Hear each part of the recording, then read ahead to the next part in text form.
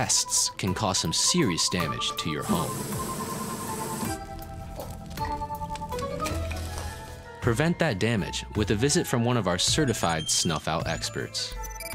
A careful study of your home may reveal common pests like cockroaches and even worse. Termites. From casting down cockroaches to terminating termites, we are removal, and our work is guaranteed for life. Snuff Out Exterminators. It's basically free.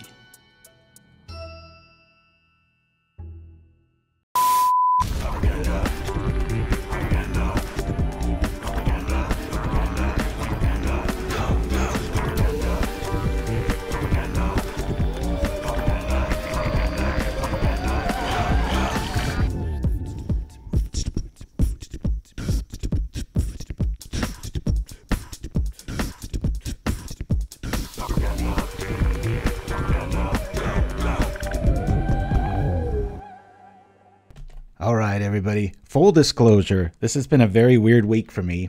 I have not played Magic since Tuesday evening. I have not played a single game with the new cards that came out. I got a bunch of them, and there's just been a lot of pickleball news, but I won't get into that because this is a Pauper channel. So I was kind of at wit's end last night, and I was exhausted because I had probably one of the hardest workouts of my life. And I took a shower, and I was like, okay, I'm going to dive in, and I'm gonna come up with, and then I was like, what the hell am I going to do? And then Guy Who Walks Alone in my inbox, who's kind of a proven commodity with pretty awesome deck lists over the years, sent me this list. He goes, it is not Black Sack, it's not Blackburn, etc., etc. He goes, I call it Drain, and it's got a lot of teeth. He's been working on it for a few years, and the new cards came into play, and there's 8 new and 2 on the sideboard. And so in full disclosure, you're about to see me play this for the very first time. So hopefully, yeah, as Dreamer Stingo says, the best things in life are free. So yes, thank you, Cheese and Cracker 00. Good to have you with us for the first time chat. So anyway, we're running a little heavy on lands because we're playing this new Kami of Jealous Thirst, which oftentimes I would imagine you're not going to pay the 5, but you always can. You want, once this hits, you want to be able to do a lot of your stuff at the end of turn on your turn, meaning Village Rites, the Deadly Dispute, and the new Eviscerator's Insight. We've got 3 bogs main, 2 Piranha Marshes, and the rest are swamps with the 4 vaults. 4 Village Rites, 4 Unearths, 4 Scorpions. This might look familiar to a lot of like Blackburn styles, but it stops there. 4 Okiba. We've got a whole lot of drawing going on with this, and this. 2 Lampads for the kind of the end game there. I'm not quite sure. My initial gut reaction is this maybe could be a 1 or a none of, but I haven't played it yet. That's just my hunch. We've got a whole lot of like please kill me cards in the Vampire Spawn, which has some very, imagine if you walked over, you know, you're throwing some garbage out in an alleyway, you look over and you're like, you stumble upon this. It's like, gee, that's pretty scary artwork. I've always thought that about this Vampire Spawn. I thought it should always be a little bit better card, like instead of just a spawn, it should be something a little more regal. But anyway, regal's the wrong word. I just mean higher up in the scare food chain. We've got 4 Nocturnal Feeders with our evasion package here. And this dude's got Death Touch, and as long as you you know, draw your cards on your turn and kill stuff, you're going to be good times. We've got 1 Crypt Rat for the removal, and then in our sideboard we've got 2 more Crypt Rats, 2 of the new Accursed Minotaur. We've got 2 Toxin Analysis, 1 Ashes to Ashes, which I don't think I've ever played, so it'll be interesting to see when we bring this in. Obviously, you think maybe against Serpentless, but that's also what Snuff Out's good at doing too. Maybe it's all of them, which is what I'm going to try today. And then 4 Faerie Macabre, so that along with the Bojuka Bog, we should be able to get somewhere. Hopefully it's to something called a victory. So we'll go like this, hit for 2, and kaboom. I still had my settings set for Pauper Classic Tuesdays, which I crashed and burned pretty hard on too. So anyway. Woo! Hey, Penguin Wrangler, D&D summer camp for kids. Oh, man, I want a time machine. I want to go back in time. Check that out. So, yeah, big props to Guy Who Walks Alone. And a lot of you send in some really innovative, cool lists. But honestly, oh, no, not dishonestly. I hate when I say that damn trope. I was, you know, at wit's end. I didn't have much time to practice, and this one, as you all know, I'm a big fan of black lists, and so I was like, this one will probably be the easiest for me to look like I know what I'm doing on short notice. Next week, hopefully, things will be a little bit slower around here, but all right, we got a nice little hand here. It's really cool when you design with 21 lands in a single deck. It's like you're almost never going to get screwed. that's me knocking on wood. We all know how that ends because the next 5 draws I'll probably have like no lands. So, woo, good times. All right, we're off. They've already heard us. Look at this. We're going to get that life right back. Going to throw out an Okiba gang and rinse, repeat. If you all notice this new card, I just love how dark this gray area is, and it's just everything looks in it. You know, they've got the old font on a lot of the cards now. I'm really liking what they're doing there. Little old school vibe. Checking it out. And then Chimpskey's got the theater obligations later. If I ever do visit out there, I'm going to have to check out this theater I hear so much about. I watched your 8-rat video on YouTube recently. It says cheese and crackers. I wanted to give one spin on MTG over my PC is fixed. Very nice. Yeah, it's a cool little deck, man. It's surprising sometimes how low ground goblins can actually outrace it once in a while. I learned that the hard way in person. The Ravnica Clue Edition lands are amazing, says Manacos.com. Woo, got a lot of new chats in the chatters. All right, 20-19, Okiba, the card that loves me. I know I've been over that. Everybody's got a card like that, right? All right, we'll just bust out 2 Scorpions past the turn, I guess is the play here. I don't see a reason to bring out Vault, in case they've got some weird shenanigans of the anti-artifact or the unnatural persuasion. Here we are, bloop. And out comes the Scorpion, and out comes the other one. Tread lightly, or you will get stung. Weird thing about Scorpions, I'm sure a lot of you already know, but the smaller they are, the more venomous they are. So if you ever see somebody holding a huge one and you're like, wow, what a burly individual. Not.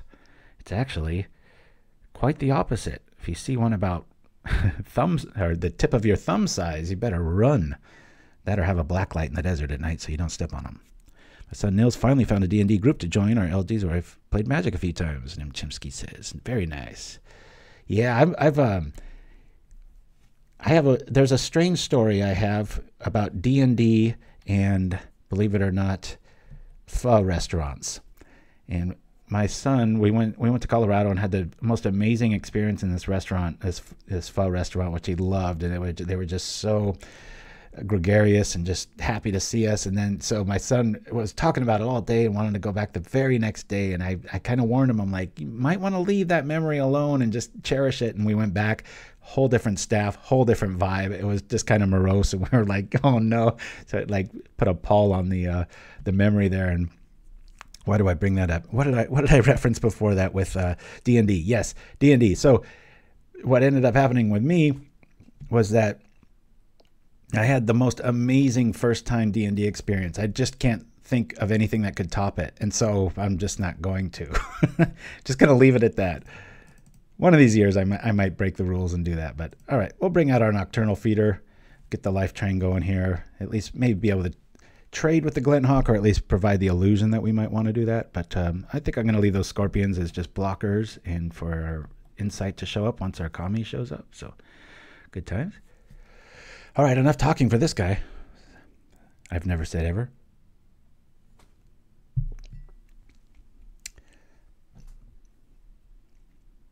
Scorpion's glowing in ultraviolet light. Scientists are still working on a firm answer why. Oh, VO TV. I didn't know they didn't know. Yeah, that's pretty interesting.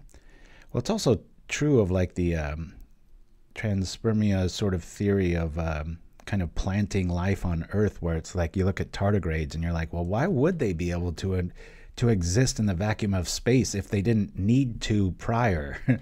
This theory just happens to be that of like asteroids hitting and chunks of life forms or life, you know, going around, literally lasting like an entire cycle and then falling into orbit on certain planets and then pretty much seeding life. It's a fascinating thing. I recommend the Cosmos series from Neil deGrasse Tyson. He gets pretty in depth with that. So good stuff.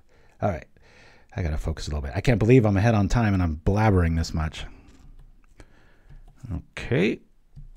Well, if they block with anything, we could kill it with the Nezumi Road Captain. I think we're just going to chill out here. Pull like this. We'll do the thing. Gaining some life. It might be a little bit hard against very heavy life gaining decks here. So we'll go like this because we're going to trade either way and then we can unearth it. That's the plan anyway.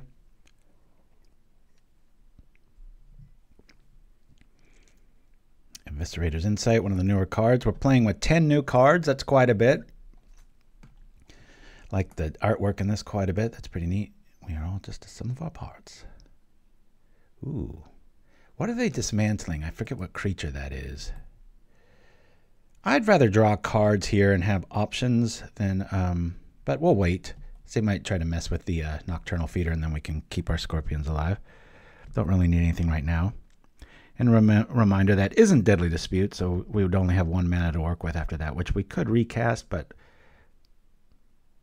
I think I'd much rather recast the Nocturnal Feeder in the case of a block here. Panspermia. I know, funny word to say, but fascinating.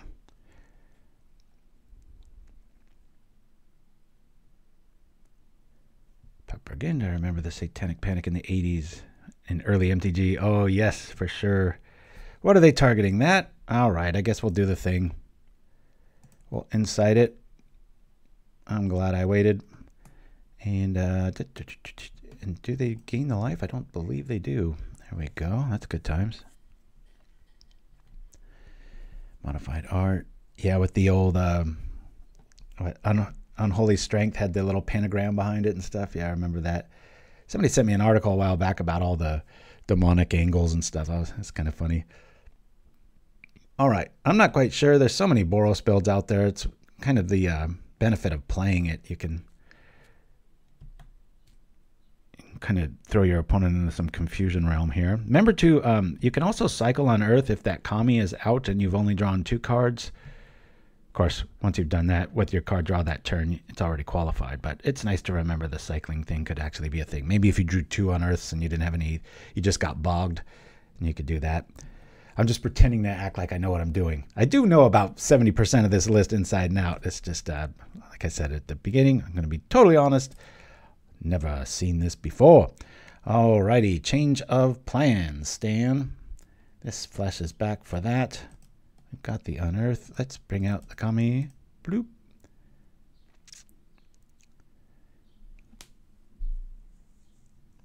Play this. I thought we already didn't play a land. Oh well. We're gonna chill out. I think I can attack here.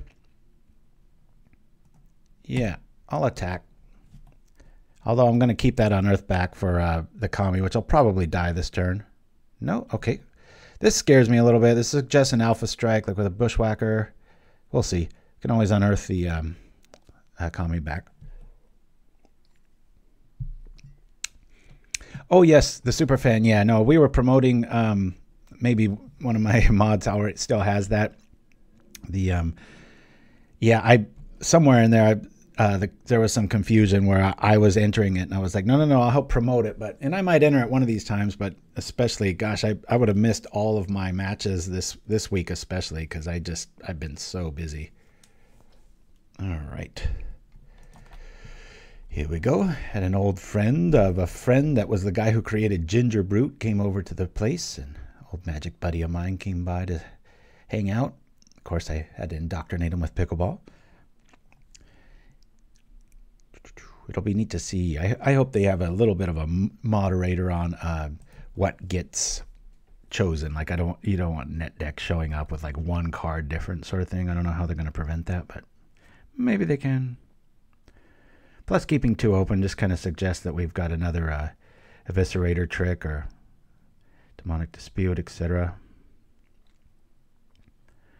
So now we'll have 6 mana. We can Eviscerator's Insight on our turn and do some more life. One of the things Guy Who Walks Alone said was don't give up on the list, meaning you can really, really come from behind with this list. And I know that to be true just from the times I've played similar lists where, well, like Blackburn, you know, you just all of a sudden you're like at 3, and then all of a sudden you're at 13 and they're at 2, you know. Boom, boom, boom. All right, the Unearth target is obvious. Bloop. We will cast this on here. And since it's our turn and we've already drawn a card, I do believe this works. We'll do the insight here. You know what? I think I want to keep my Scorpions up, actually. I think let's kill one, just in case we don't draw any here. Always yield.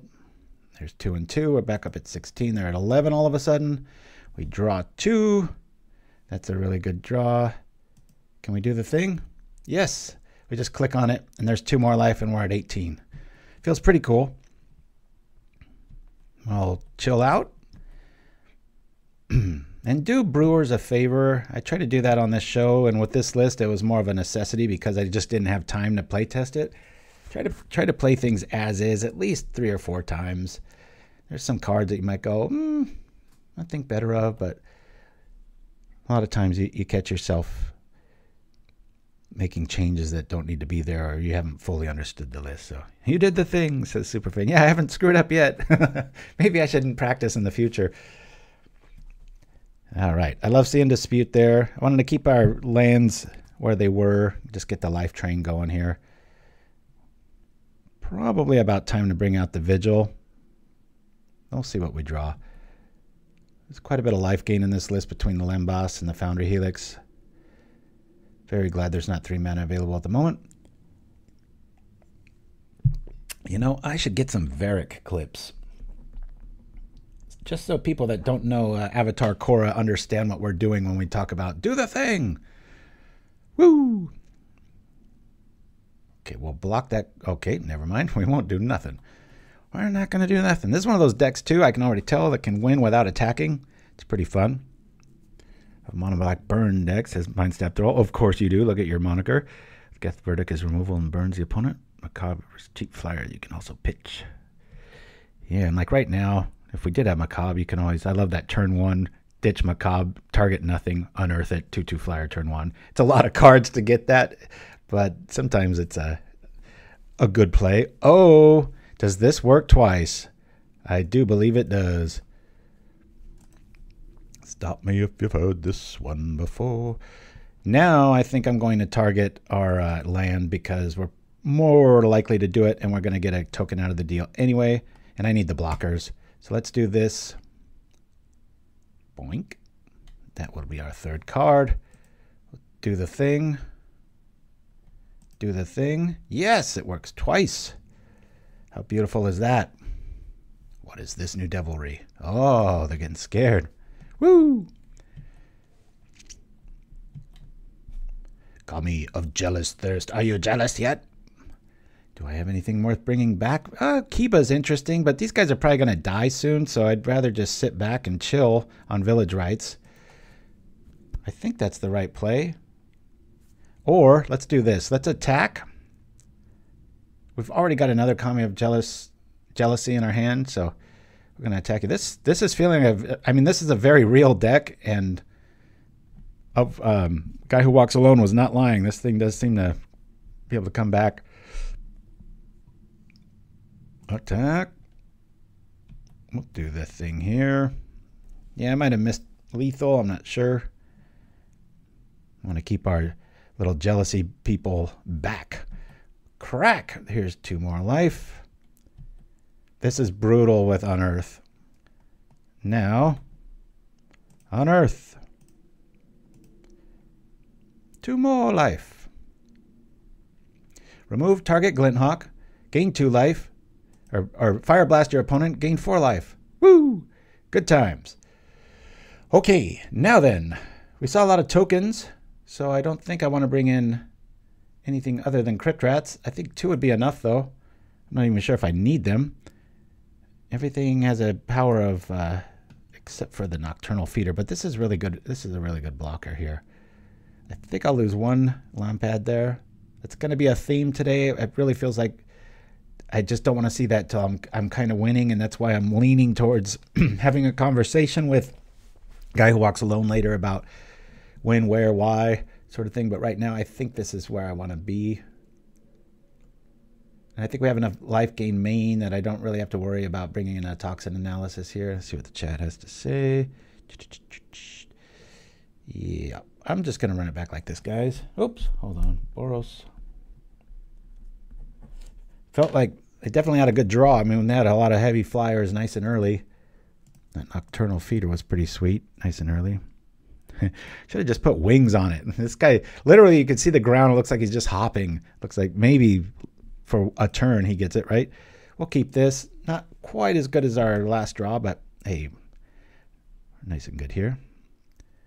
I find myself tripping that Toxin just for tempo a lot of times, but that's in builds with 24 or fewer land. Well, sorry, I misspoke. With 20 or fewer land. 21, probably not going to get there. I think this is worth the tempo here. If we draw a basic land or a vault, fine. If not, we'll probably bog next turn to just ensure that we hit tempo with our feeder there. And don't forget the naked rat play where you play it, make them burn like a good quality spell as long as you have Unearth in your hand. That might not be relevant in this list. Don't you love this old font? If you play with the old school cards like I do, because look at my haircut, I'm old school.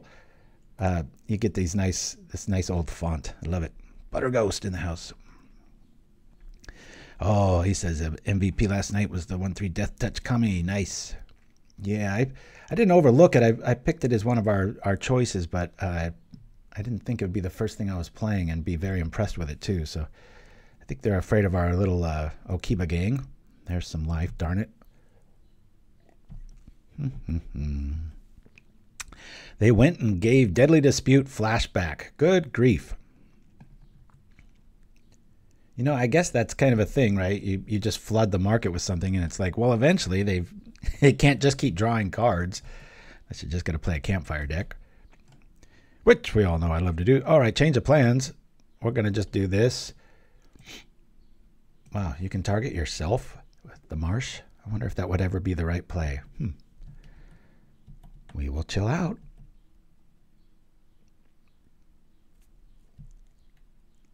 Oh, I don't like to play against campfire decks. No, that's why I like to play them, because I know that's a very standard feeling.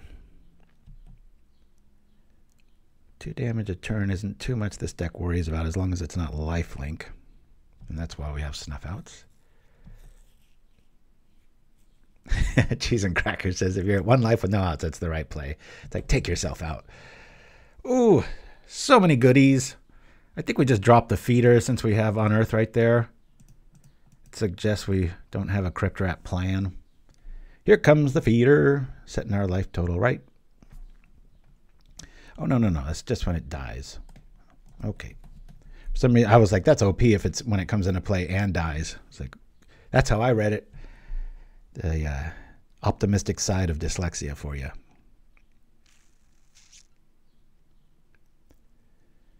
Yeah, so my pickleball coach, y'all know I was going to go there, and I said I wasn't going to, but I had probably the hardest workout of my life yesterday. It was one-on-one. My wife wasn't invited this time, and I had to stop like 3 times. I was just, every time I looked down, I'd see like 4 droplets hit the concrete, and I was heaving and had to take a bunch of water breaks. And it was, oof, man, tough, but I loved it.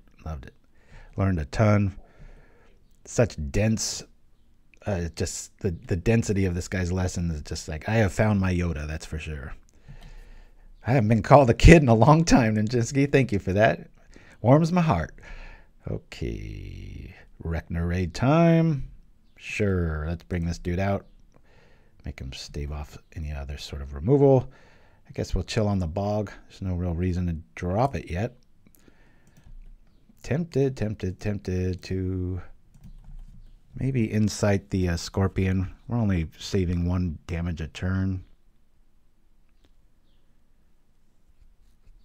Probably draw another sort of spell like that. Of course, without Unearth, I think I'll wait for that. Nocturnal Familiar is probably the better target. I mean, I'm 53, says Mindstep. So I have a decade on you, I think. Oh, wow. Appreciate that. No, I'm going to be turning 50, I think, in December. Either that or 49, but I think it's 50. I don't put a lot of appreciation on round numbers.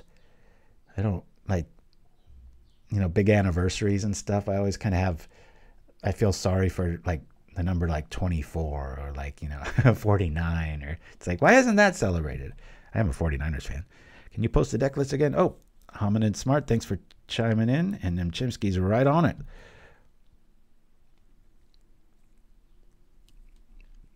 Half a century of knowledge I give to you. All right, we'll be getting that right back. Woo! I think that Scorpion's providing some good value against a shock a turn as it sits now. Well, if he's not going to kill the flyer, I will. So I'm going to draw some cards here. Let's do it here. Boop. Draw some cards, gain some more life. There's our person. Boink. Basic, please. No basic. Okay. We do have Unearth. The Bog's only going to hit that. This is interesting.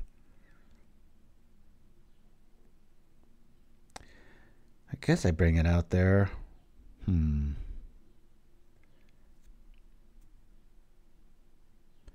if I bring this out and I Bog, next turn I can Insight. Maybe the Rechner Raid. He'll kill it. We can do. I'm just going to get this guy out there. This hurts to do for one, but we do have two more in the list. This runs 3 Bogs, if memory serves. Now they're still only getting us for 2 in the air. Since we have our Kami out there, it's our most important creature. I'm going to chill on the Nocturnal Feeder plan. That was the plan before I drew the plan A. We had plan B all figured out. Yeah, double Feeder is a good play too. Once we get the mana up, I just need to keep that Insight mana available. We're probably going to go after our Vault with the board looking like it is here. Let's also consider... I kind of want the Kami to die now. I think I'll attack with it. It'd be nice to wipe the board with Crypt Rats before we proceed.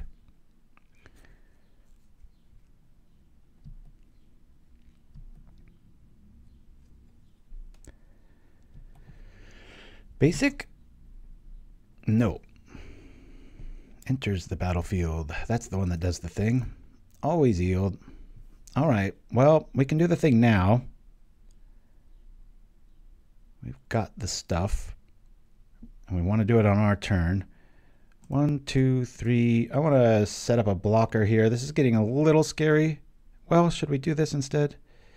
Yeah, when it enters the battlefield, let's prioritize that. Let me do that. Do a 2 and 2 here. Then we'll do the thing on the Scorpion. All of a sudden, we're back up at probably 19 life at the EOT here. Don't forget to click on this because that did happen. And look at that. We're back. And we killed the Scorpion, and there's the Feeder. So let's... should I be disciplined here? This is kind of why we're going to win. Be interesting to attack here into the Skyfisher double block combo and then unearth it, but that's just silly magic. Let's chill. Sure wish I had a Village Rites, but maybe they think I do.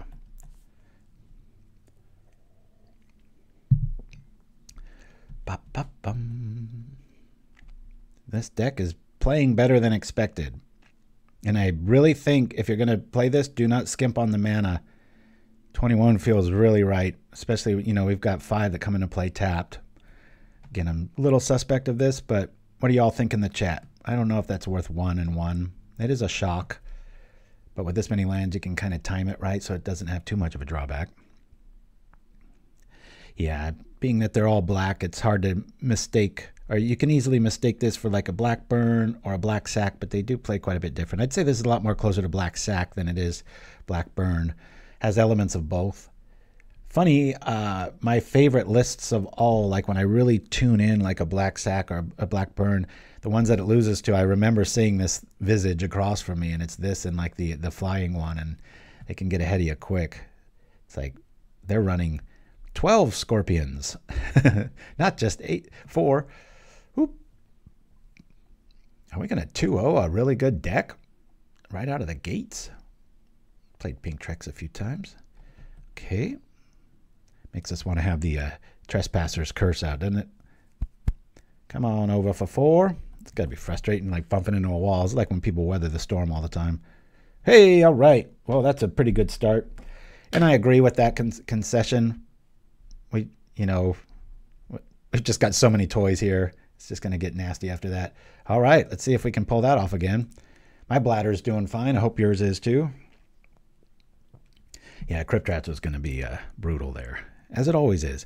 And I'm usually a purist on playing all 4 or at least 3, but with this much draw in the list, it's pretty likely that once your mana's right, you will arrive there. So, yeah, I might scratch one of these for one of these and open up a spot in the yard. But, and how cool is this card? Make sure to get the old school border if you want to rock the artistic persuasion here. This is they've got them in multiple styles. I forget which one is the commander symbol, and it's just more confusion. But hey, look at that. 3. We've got everything we need here.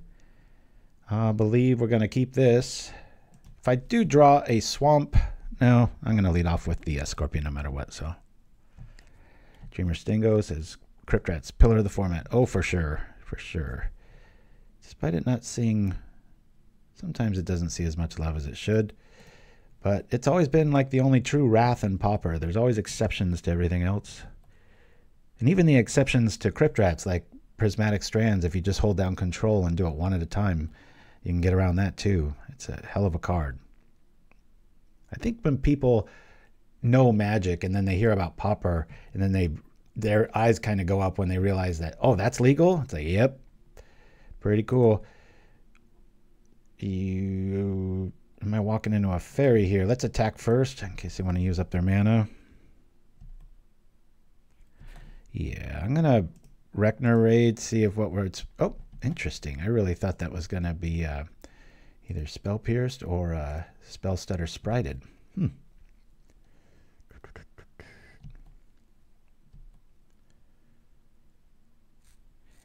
Yeah, Mind Step. I don't know about that. I'm bouncing a land just to do 1 and 1. Seems like you should already be winning that game, or if when you need it most, it's going to be when you don't want to be seeing that card.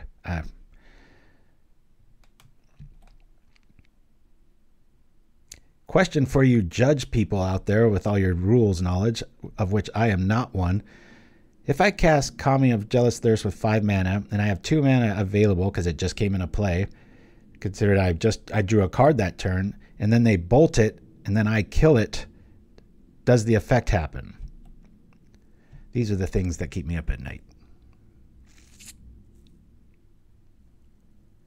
Yeah, Chimpskey, that's a good point. Make it like a Demir thing with the 1/1s to sack all the time.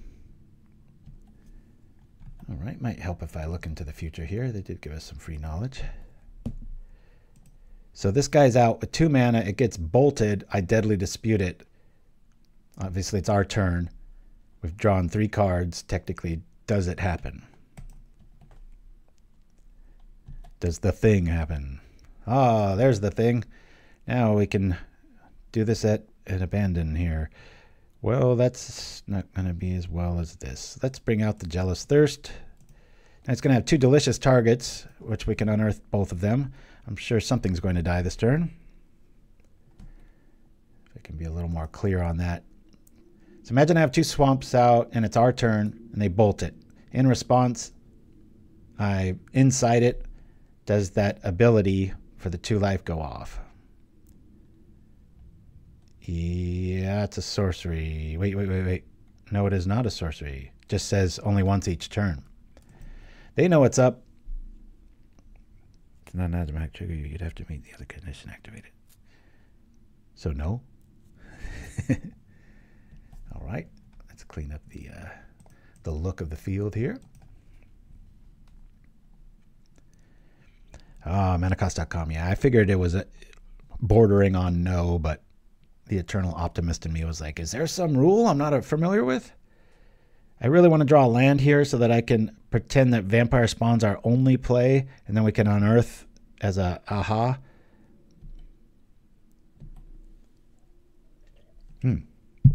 I was lying, right? When I swallowed that coffee, I was thinking, no, a better play is this. We'll do this for this, and then we can kill something in response to, because we've already drawn 1 card a turn. Cool. Let us do this now, I guess. I think this is worth more because then we'll be able to cast the Eviscerator's Insight. Let me do here. Yield. Countered. Okay, that sucks. Oh, we got some life out of the deal. 4 cards in our opponent's hand. Very worried about the kami. I might even consider Undying Evil instead of the Lampad here. Boy, once you get this kami out, it just feels very robust. Don't have a basic mountain. Come on now. That might have been like a 1/5 punt, because we can't really nab our Vault of Whispers now. I think I might have wanted to Eviscerator's Insight holding back Deadly Dispute, but I was getting a bit greedy in that I wanted to dang it. I wanted to be able to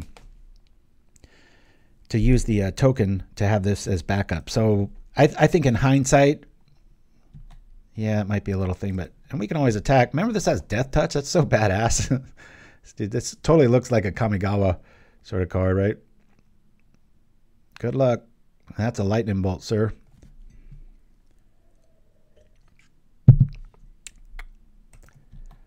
Like a Lampad draw here. I don't mean to diss on you, guy who walks alone. I'm just trying to, I see a lot of potential in this list, and I'm just trying to think out loud. I still don't really want to see it. I'm going to kill my own stuff, and I think if we had like a bunch of like goblin tokens or something like that, it might be a little bit more relevant. But oh, I want to do the thing. I think it's worth 2.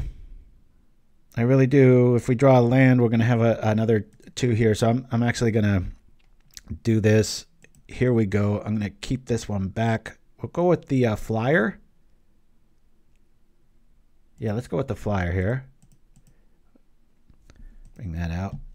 And all of a sudden, it's 24-11 when we've attacked once. But if there's one thing I've delivered on in the last 3 years, it's a variety of mono black decks. But 3 or 4 years ago, everybody was playing Chittering Rats Gary, and that was the only way you could build it. I'm not saying I'm the only one that did it. It's just I got so tired of everybody being locked in that mindset. And I think there's like 4, including this one, 4 archetypes now that you can go, maybe 5 with if you can include the original one, which I wouldn't play. I was telling my son about this card this morning. I'm like, yeah, it's this cool vampire, and he's looking for like 20 minutes, and I'm like, oh, it's a spirit. Darn commies got me again. Here's some old timer saying that. You're like, wait a minute, what? You talking the game or history? The communist commies. Maybe they are. It's all target diplomacy token does not exist. Here we go. What is this? Ooh, that takes some cojones. All right, cool. We will let that spawn go for broke. We've got the thing going on. Here we are. Yeah, let's attack. Now that's our main breadwinner there. We can insight here for the thing.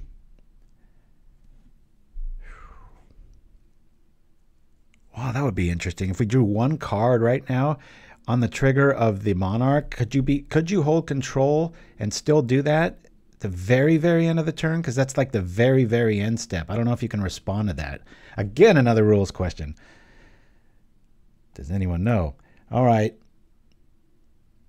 Do we kill the thing to draw the cards? I say we do. 1, 2, 3, 4, 5 from the yard. Ooh, we can do the thing here. That's even better. Yeah, let's do. Okay, never mind. That wasn't a misplay. I forgot that said artifact 2. I thought that was only the other. Let me do this. And we'll do this. And now we have 2 Unearth. So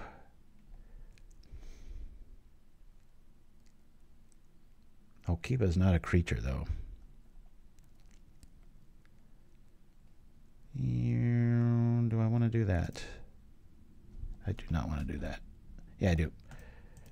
Nope, cancel. We are targeting. Oops, got to get out of this phase first. Undo.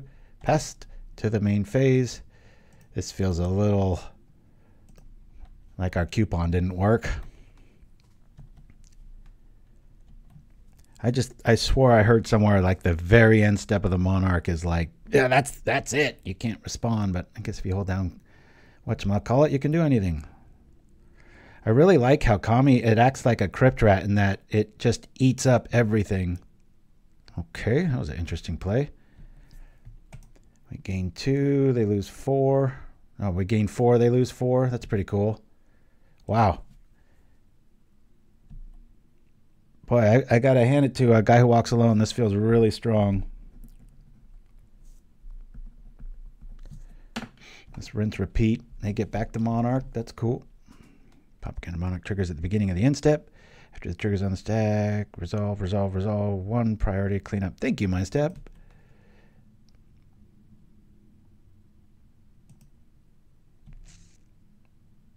I just don't even see the option for, I guess that is the end step though, never mind. Probably digging for a counter spell here. 28 to 3. Again, this is another really good list.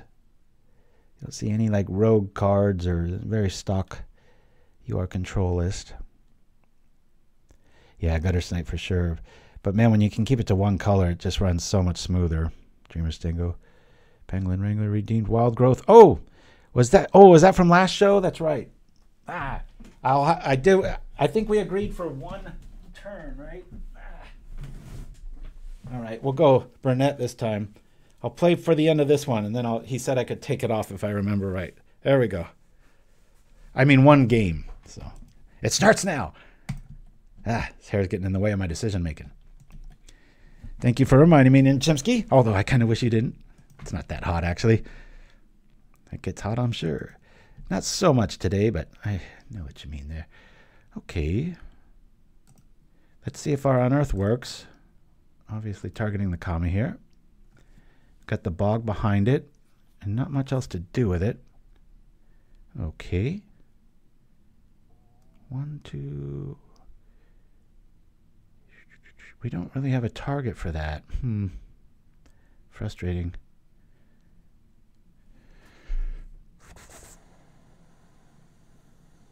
I think I want to keep up my creature math here. Let's pull out the yard. Man, if that was a basic, this turn would be a lot simpler. They're going to have to lose a augur here. So I'll probably have to kill my own dude.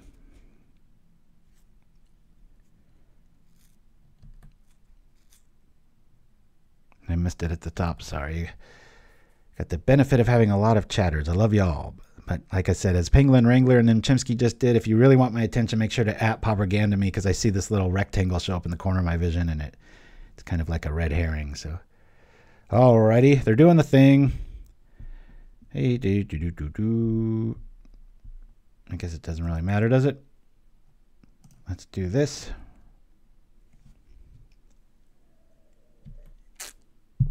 There'll be another one. Okay. They're at 3 life. This is feeling pretty good. Wigfield. Oh, yeah, red herring. I didn't even put the 2 together. Brown herring. There's a heron in our park in the mornings, and the fog hangs low. I used to think those were called cranes, but I guess they're herons. That's pretty cool to know. Yeah, I was tickled when I saw the red herring was a thing, because my second album musically that I did was called 2 Red Herrings. I've always kind of liked that word. All right, why isn't this an artifact land? Come on now. Can we do the thing? 1, 2, 3, 4, 5. I feel like this is where I missed the win. They're at 2. There's the battlefield. Each opponent loses 2. And I gain 2. Okay. No regrets. No regrets.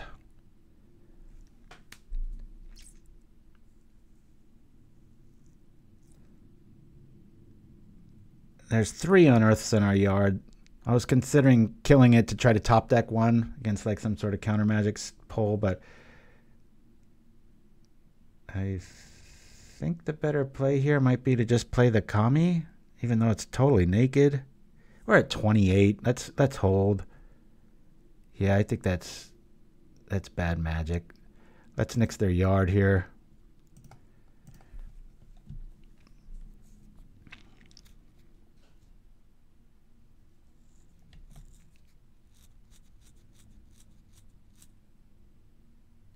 One, two, three.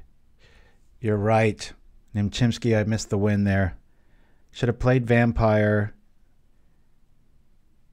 Done the Kami thing. Yeah, I missed the win there. Well, hopefully they don't wiggle out of this one. That'd be really embarrassing. But that's right. I didn't have to play the Bog there. I had the Swamp, so I could have had the mana available. You're right. Good call, my friend. Thanks for keeping me honest. Remember, once that Kami's in play, you want to do all your draw stuff on your turn. There was a little cheat sheet that Guy Who Walks Alone sent me, and I sent it to my fellow producers. If you could just copy paste his little observations of the deck, I'd appreciate that. I think you're right, Chimpskey. I think I was wrong. That's kind of a little how-to and how playing the deck.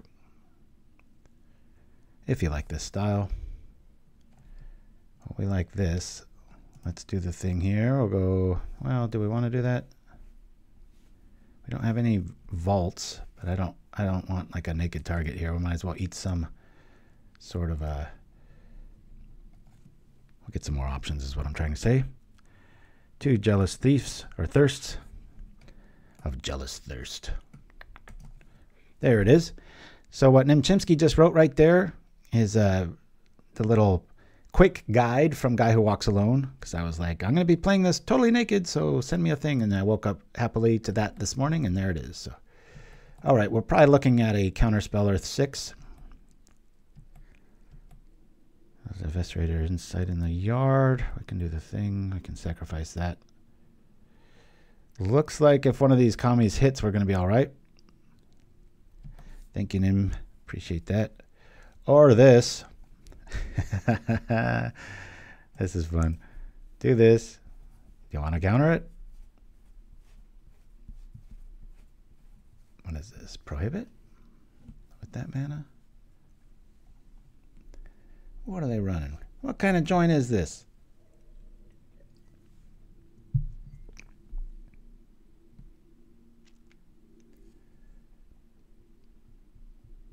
Got quite a bit of mana. Oh, he's got the double thing.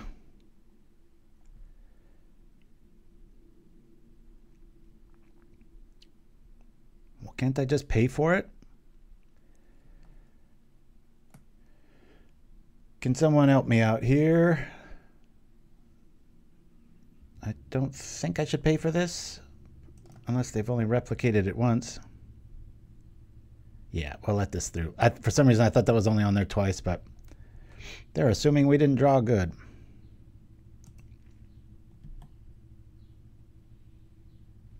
Nope. Nope. We didn't Deadly Dispute this turn, though, so we can't really activate Kami. Did I miss something?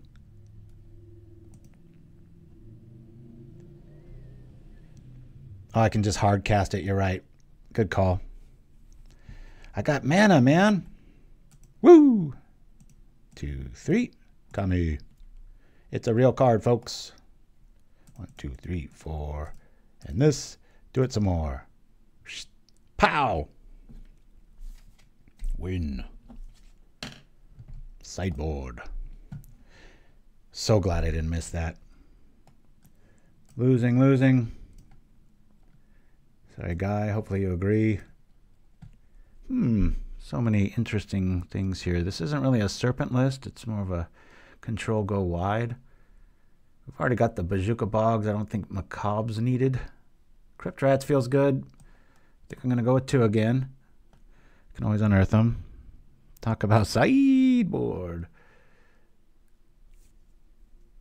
Should I bring in 3 Crypt Rats? That's just that's late game, and I'm gonna get there with all this draw. We're gonna see it. So maybe I do keep in one of those, or I don't know about a Snuff Out. Yeah, Chimpskey, I thought so too. It's funny how you always read. Somebody just did it in the chat where you read in that sorcery angle, and it's like no, just as long as long as it's only once a turn. Those things are usually always so together with that, right? I think we'll leave in one Lampad. I think we just do 1 and 1 here. This might be interesting.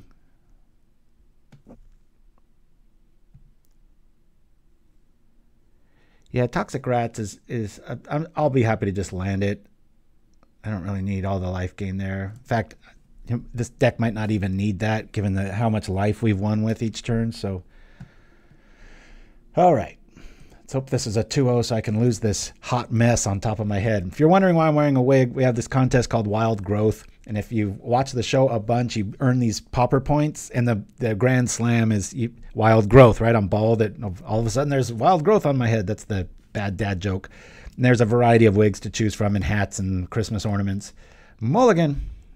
First one of the day. Oh, come on, list. It's ridiculous. 21 lands in a monocolor list, and we've got double back-to-back 1 draw. Mulligan. Okay, we'll keep this. Guess we'll get rid of a basic.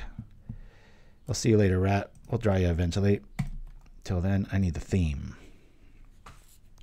I'm very hesitant to bring in the Marauder against a token-heavy list, especially with augurs and stuff like that. You're right, though. That's the whole point. It misses tokens. Forgot that angle. That's a good point. But I still feel a little naked them just ditching an augur. I do love how they put that in there, though. You know, somebody was playing with Fleshbag Marauder and was like, wait a minute. This doesn't feel right. It's neat non-token. Love that.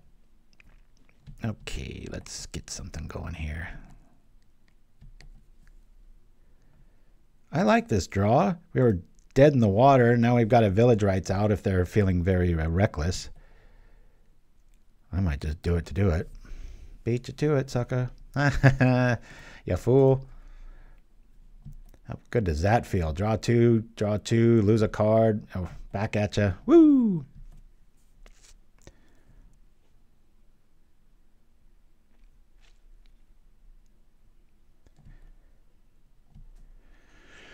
I think, let me see here. See if they learn their lesson.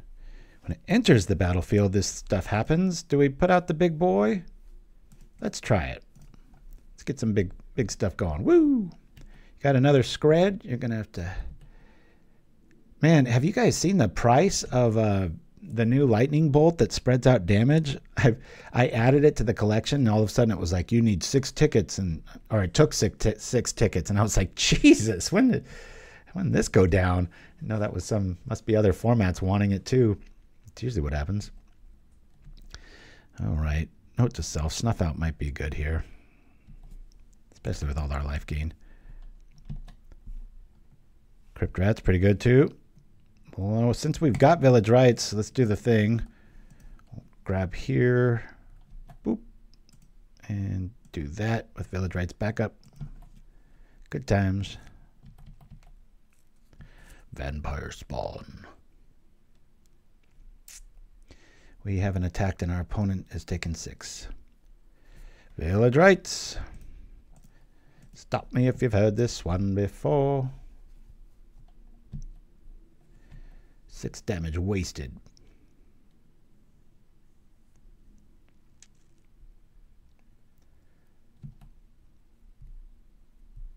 Better draw a card there. I mean, better drop a creature there. That's a creature. Yeah, that Accursed Minotaur is a pretty good call there, Nim. I believe you are correct, sir. I assume we've got ways of dealing with that, or they just missed. I'm not quite sure which happened there. There's our friend. I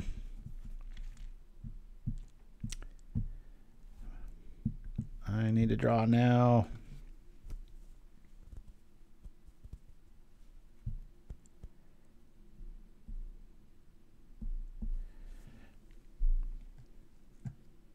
Not new Scred, new Lightning Bolt. The one that you can do, like if there's 3 fairies, it's a sorcery. You can it has a little fist with crackling. It's in the new set.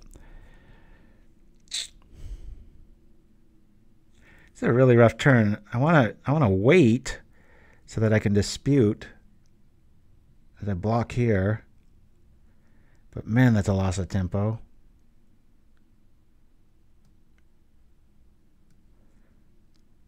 That's the one. At least when I looked it up, it was crazy expensive. I was like, good grief. Do I drop the rat just as a... No, I'd really like to have that available here. Let me dispute right now. I know we take 10, but we are gaining a lot of life. Let's see if they've got what kind of a... Yeah, we'll walk into a counterspell here. Spell Pierce, even worse. All right, darn it. We're really kind of going for the tempo play there. 28, soon to be 18. Oh, the retro version. I see. Okay, thank you for catching that. Yeah, I always pick the retro version, so that's why. How weird that it's that much. Yeah, that Mob is cool. I like what they're doing with that. Y'all know I'm a sucker for like all-in mana, like Underworld Dreams casting cost or the Mob now. I really like seeing that. Anybody else with me? Just brings you back. Boop, boop, boop. Ponder's in the house. Are they going to do it now? Go find another counterspell. They got us on the run. Can't quite tell if that was a misplay or not. It's that hindsight sort of thing. If it goes through and we find a land, then it's a great move for the 10 life, but I'm going to keep the train rolling here.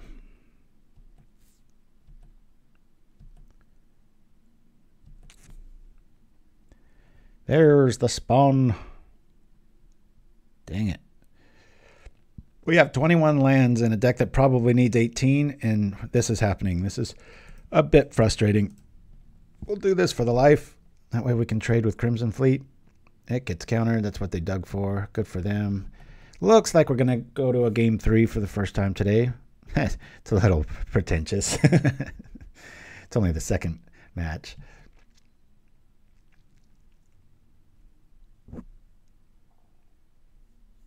There's the spawn.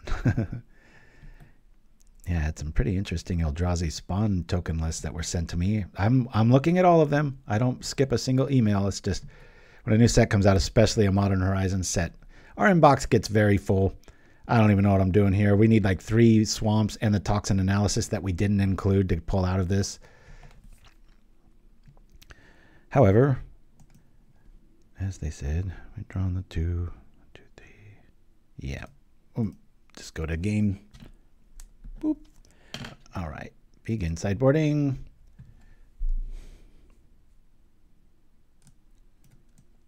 I want to get rid of these, and I want to come up with some alternate answers, and that, and a Snuff Out. I think I want to make room for 2 of these.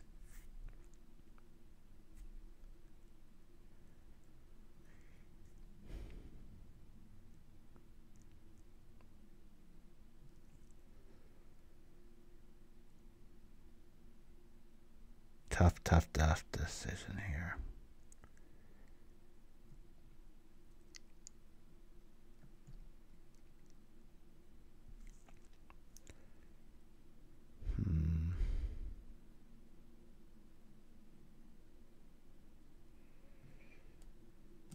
Let's try that. Superfan. Yeah, the old combat damage, right? All right. And let's give the deck some credit. We mulliganed like 2 or 3 times, so we'll keep this. There's our friend Okiba. Love you, sir. There you are. Bloop. Not sure if ditching an Okiba was right or not, but I just saw Superfan's comment, and I was looking at the clock going, hey, what am I doing? All right. Do we walk right into a Spell Pierce, or do we just play the Bog and go?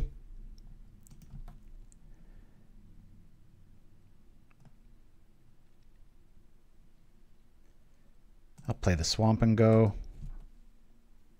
I'll risk it next turn since we drew a basic.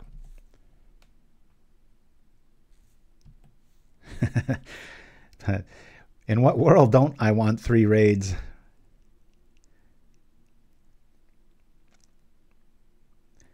And 12 damage and plus 12 life.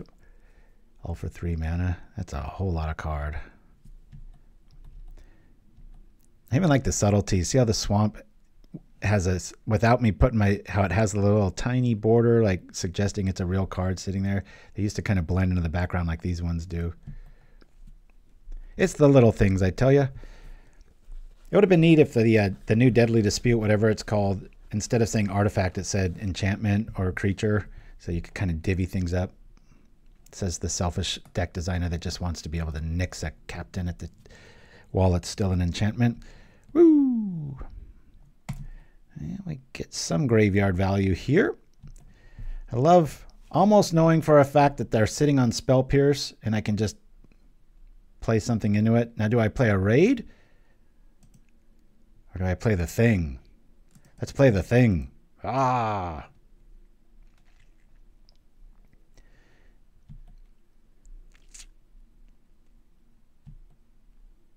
Or a Flux for the triple Reknert draw. Oh, man. That used to always be a one of in blue sideboards. Still very valid card. I like this spawn because this deck's pretty resilient against like electricity effects minus the one creature. And then the spawn just laughs off all of the cannonade and sorrow effects and Hadar, etc. It's like, I'm speaking English, but if you don't know the format, that whole last paragraph made no sense. That one's for you, Mom and my brother. Sometimes they watch the show, and in the case of my mom, she almost always watches. I'm like, what are you doing? Crazy? Okay. Haha. Now we have the mana for it. This kind of blows, right? I'm going to use a Bog now. We're not too worried about it. We've got an extra one in hand, and just in case I come up with that, you know, need the land draw, I'll just keep this dude back for damage control. You're right. I'm watching my goofiness, right? Keeping me honest. Making sure all my old stories are true.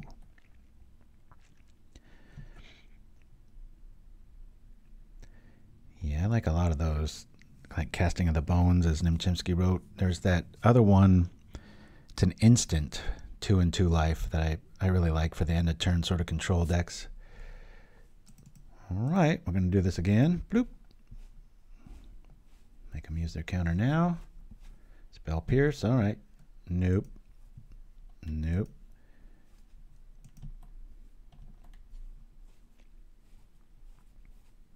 Except the stories you both know aren't true. Well said. I've never liked that preordained art. I do like how it envisions the past, future, and that part's neat. I just don't think the composition works.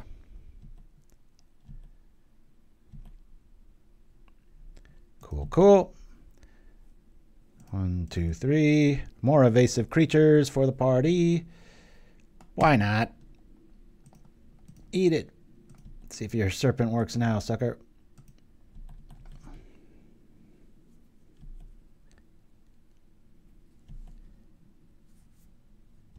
All right. Boy, all of a sudden, our opponent's in trouble. The troubling thing here is if they have cannonade, they might want to wait. Okay. Yeah, Spell Pierce is a bit of a pain. Said every deck ever.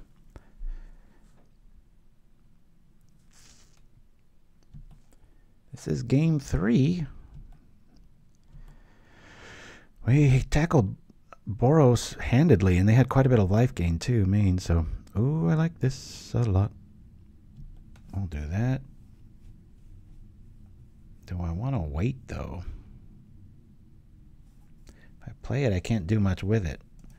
I'll do this. I'll attack, see if it dies.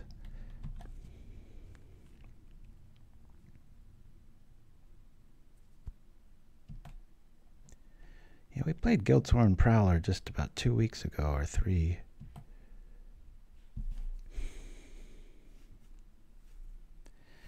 You know, I think we just play this because if they have removal, these guys are the better options at this stage of the game. I'm just going to play it. Plus, we can live through a cannonade EOT and still have a threat, which I think they might have. Nope. Okay.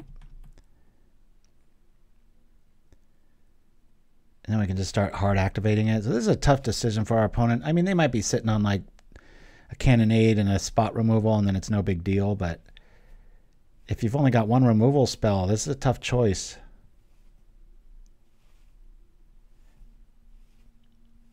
You take 4 no matter what. Okay. And in a bad scenario, we can just block and kill like the best stuff in the format. Because don't forget, dude, this thing is, it says he's jealous. People should be jealous of this card. The 1/3 Death Touch and just this awesome ability. Come on. No. Okay. Well then. We'll attack here. Yeah, I think I would too. Just attack with the 2 here. For a second there, I thought my attack didn't work. We'll do the thing. And I think we'll have enough left over to do the other thing. 2, 3, 4, 5. 2 and 2. Do the thing. Feels pretty good. Now they can't sweep the board. Cannonade loses the game for him because of the Scorpion trigger and the Vampire Rogue here. I think this is a desperation play. I don't know if they've realized that they might be looking for a Cannonade. I'm sure they know that, but maybe they don't. As kind of a, yeah, there we go. All right. Check it out. Check it out. Win against Boros and your control. Very solid lists. My bladder is calling to me, everyone. So we're going to check out some Bottle Gnome Bourbon as I lose this. Ugh. Courtesy of my friend Eric Berggren on the VO for this one. This is probably my favorite commercial I've ever cut. I hope you agree. I'll be right back with round 3. We've handmade our signature Bottle Gnome Bourbon for over 5 centuries. We use 3 different types of grains: crop rotated corn, rye with infused relics, and malted barley from Ginju fields. Only the finest radiant fountain water is used, which contains limestone that contributes to a better tasting bourbon, helping to add nutrients like Mage Mark magnesium and calcium that our newly sprout swarm yeast needs to thrive. Next, we mill our grains every upkeep and cook them using the fiery breath of kiln fiends.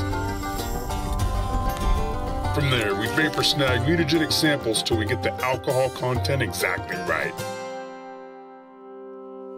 Finally, our bourbon is aged in new, fire-forged and patented trefoil oak barrels, a distinction we take pride in. As seasonal rituals change, temperatures rise and fall, and our bourbon interacts with the woodland spirits. The color and the flavor of the now fully mature bourbon comes from the caramelized Sprite sugars and the charred oak until it is ready to be untapped and bottled. Bottle Gnome Bourbon, a magically reinforced blend of the finest quality. Available at all Singer superstores. Yo, alrighty. Here we go. Bladder is checked. Coffee is ready. Let's see you do that. Use the restroom, get a cup of coffee, wash your hands, start a stream. Woo! Good times. All right, Penguin Wrangler, have a great time. Get some Pauper influence going there. Get some new blood in here, right? Bottle Gnome Bourbon. Now for only $35. Oh, you're welcome, Penguin Wrangler. Think Chimpskey, he reminded me. I was hoping he wouldn't. 2 mana. Yeah, all right, we'll keep it. This list is wild. I'm loving it. I think we're going to lead off with Marsh here, just not anticipating that our mana's going to be nice to us. What's the other option? No, the other option, we don't really have a good 2-turn play, and because we have Village Rites, I do believe Scorpion first is better, because even if we hit no land, we've got Village Rites backup and 1 damage. So let's go that route. Woo, take a breath. Yeah, that'd be so cool. Kid with an adult supervision with D&D, that'd be awesome. Kids don't understand the rules of improv. Hopefully Penguin Wrangler is still here. Make sure that they learn that lesson of improv where you always say yes, because if you say no to any sort of skit or act, the plot just dies. And so I know dungeon masters I talk to lean on improv rules a lot, where you tend to yes and sort of things instead of just like nope. Kids kind of do that, like if it's not their idea. Nope. There you go. Penguin Wrangler's still in there. All right. Okay, our deck's trying to screw us, so we'll say screw you back, eat some life, attack with the Scorpion. Yeah, let's go.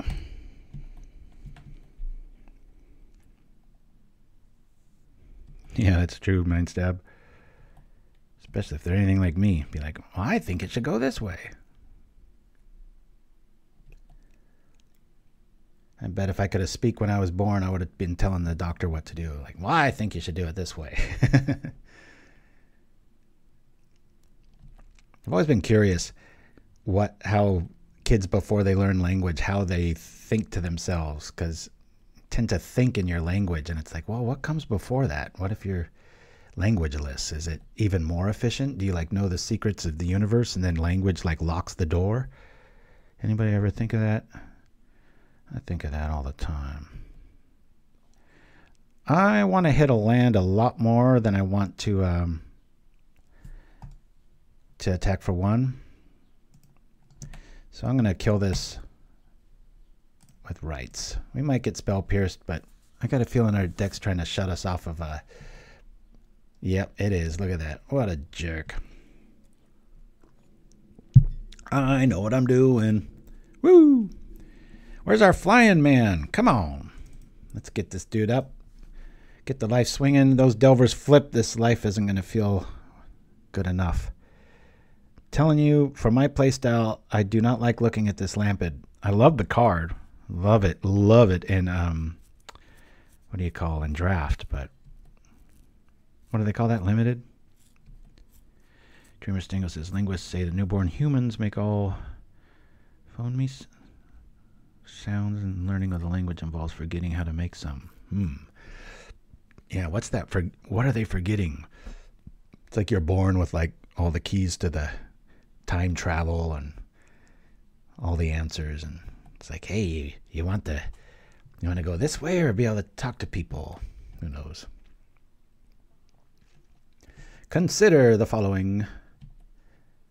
Thank goodness we've gained some life. Do I wish that vampire spawn could fly? We take 6. It's mono blue. It's probably a serpent style list. Oh, I know that, Thurban Valiant. My wife was fluent in Korean and within 6 months completely forgot the language when she was little. She came over off the plane at about 6 years old. Little street urchin. Breaks my heart thinking about that, but thankfully her parents were cool enough to take her under their wing and go from that. She actually was turned down by the first family. I was like, who does that? She's so tiny. They thought she was malnourished. I guess we play Vigil just in the sake of deadly disputing it at this stage of the game. I don't think it'll be a popular counter target. Vampire's kind of done its value here. If this gets countered, I might eat the other one. Urchin of Venice. It's like we're sacrificing so much stuff. It's like I don't feel like I need a creature that does it too. But it says the guy that's played it twice. Speaking of that, I'm going to do the thing right now. I'm just trying to find some answers here. This is 6 life a turn. Okay, that's a pretty good answer. And I really like Bog at this stage of the game. Let's go. Yeah.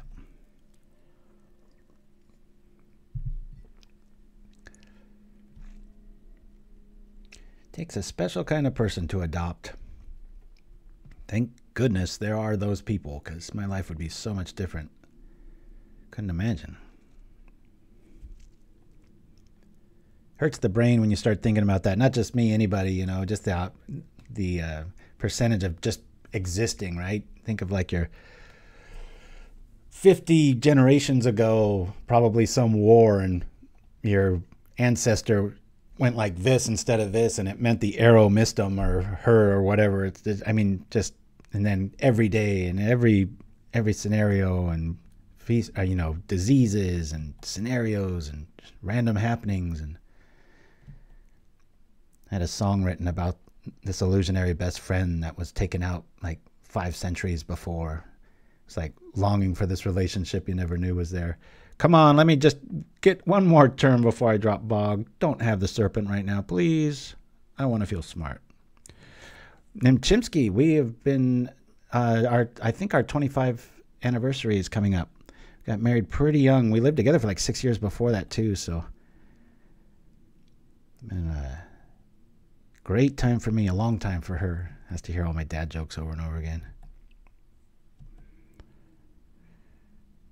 I got married because of Anne Rice. I was reading the vampire Lestat at the time. I was really into those vampire books that she wrote, starting with Interview. And my wife and I went on this really long road trip. We were on a bus, and we were just, it was like 5 days of travel, and I was never further away than like 5 feet from her. And when we got back, I was like, wow, I wasn't tired of her. I wanted to spend even more time with her and stuff, and that's pretty rare. Even like some of my best friends I didn't feel that way about. And so I was like, well, geez, a simple, lifetime of a human is going to be easy, because I was thinking in vampire terms, like I could easily spend like 500 years with this lady. All right. I'm trying to think what the best play here is. Well, we do have this open, so it's pretty obvious what the best play is here. Jealous Thirst, with which we will probably block at this stage if it lands. Okay, it does. So we'll bog here. Try to turn off another Serpent Shenanigans. A little late for that, though. But at this stage, I think we're going to take our first game 1 loss here.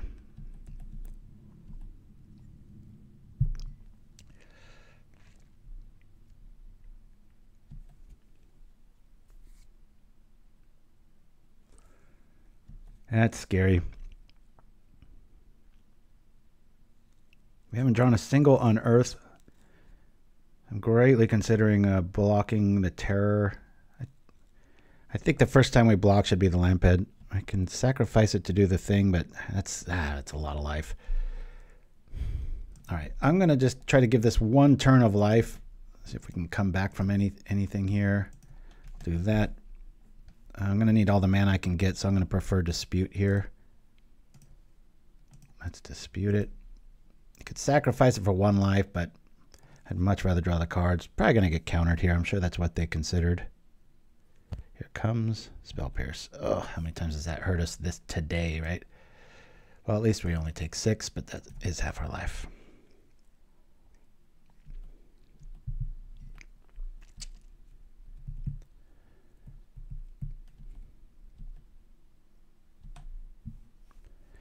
Well, there's a good blocker.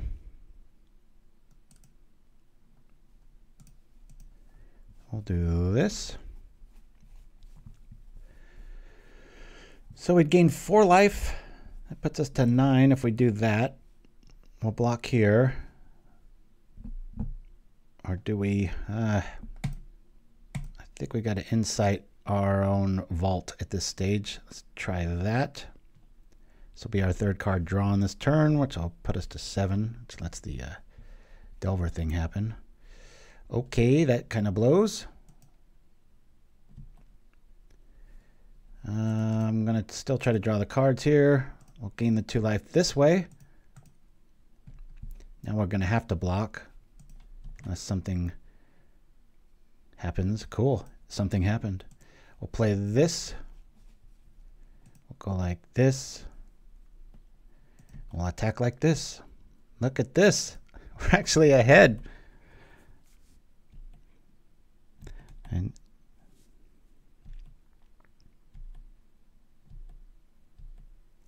they've been valiant with the logic there. Yeah, our little Nocturnal Feeder's got something to say about that. We've got 4 on the stack. Okay. We need to do 5 here. Block here. We have to. 2 and 2. Whoo.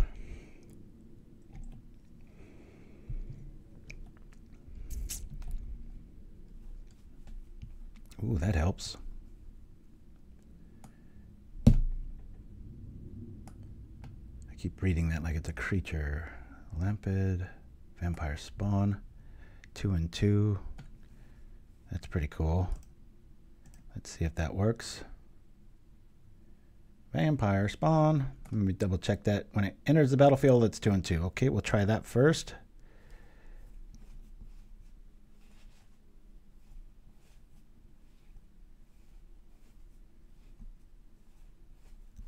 that gets countered. We'll bring out this. I'm going to do it in that order in case they're sitting on a spell, whatever. I think we just trade here and hope we get lucky. Can't survive that. We've just got to block the serpent and the thing and go to 2, which will be 4, and our opponent will be at 3. Just trying to play around here. Always got a shot with this list, I tell you. Guy Who Walks Alone, the creator of the list, is definitely right. You're always in it. Felt like this was completely over 4 turns ago. Feel bad for them if they went to thin out their list and then they drew that land. You never know, though, when you play with matching lands. Here we go. Oh, okay. Well, this makes things really easy unless they've got some sort of scenario I'm not aware of, because we'll just do this on upkeep, right? Crunch, we gain 2.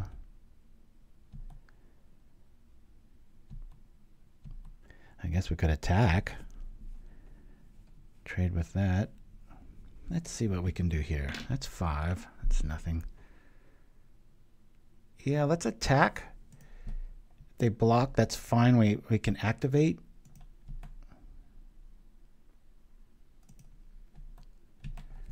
We can just replay it if they don't block, we just win. So do I want to just let this go or bring them to 1?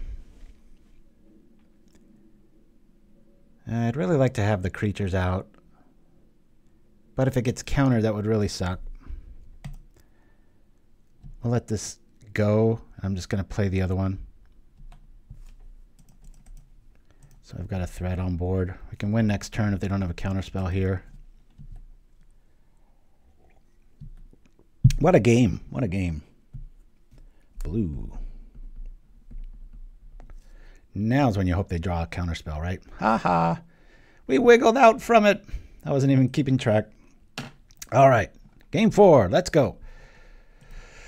So, again, I need to understand why Guy Who Walks Alone liked the Lampad in there. I could see a lot of people like Chimpskey probably arguing for it too. My play style, I want to lose them. But I don't know what I would switch at right now. Maybe 1 rat main. Definitely not any more land. We're set there. Usually the best place to look for answers is your sideboard, and that way you open up options for your sideboard. You know, with the mana curve the way it is, you might be able to go with like an ill-gotten inheritance.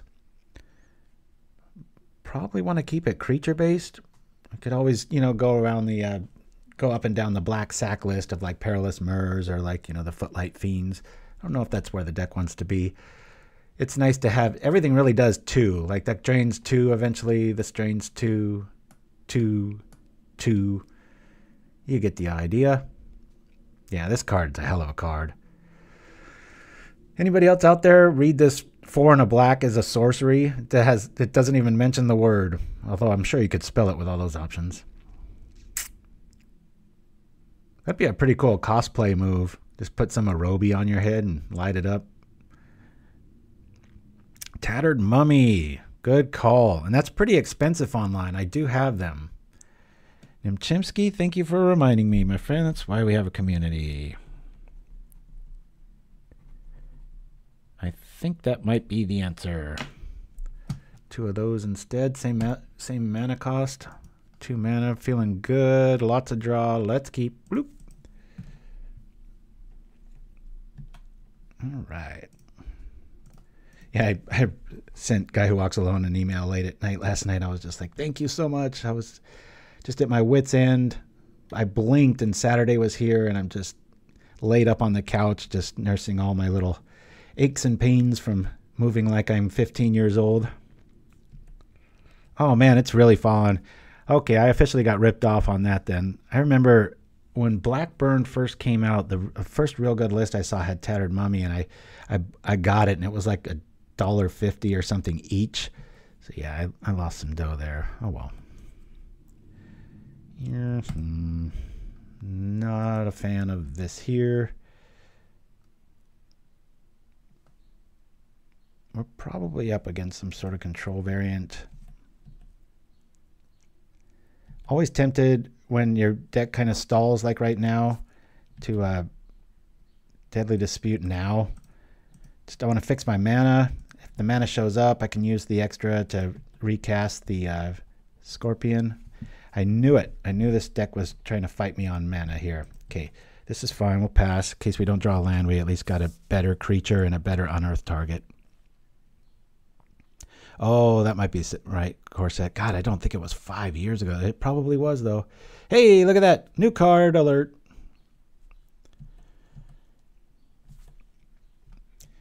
Doo-doo-doo. When you draw your third card in a turn, return it from your graveyard to the battlefield. Tap. We're going to be drawing lots of cards here. So they're probably not too concerned with blocking. 2, 3. What do we want to do here? Let's get out our dude. Let's pay our dues now. We can always Village Rites it and then unearth it. Yeah. Thanks for joining me, everybody. Go check out our YouTube page if you can. Check out our playlists. We've got over 50 Magic the Gathering commercial spoofs. It'll feel like a real commercial until you read the fine print or listen to the the script very carefully. It's a good time. I spent a lot of time on those. It's taken me about 10 years to make all 50 of those, but hopefully you like them. All right, our mana is correct. For 1 mana, we're going to bring that back and have some fun. We'll see. It's definitely, I like what they're doing with the cards like Sneaky Snacker. It's like there's so much good removal in the format. It's like, oh yeah, well, we'll make these creatures that are really hard to keep down. They just keep coming. All right. What's the best play here? I think I just bring this dude back. They did that. Let's do the Kami now. Do the Kami now.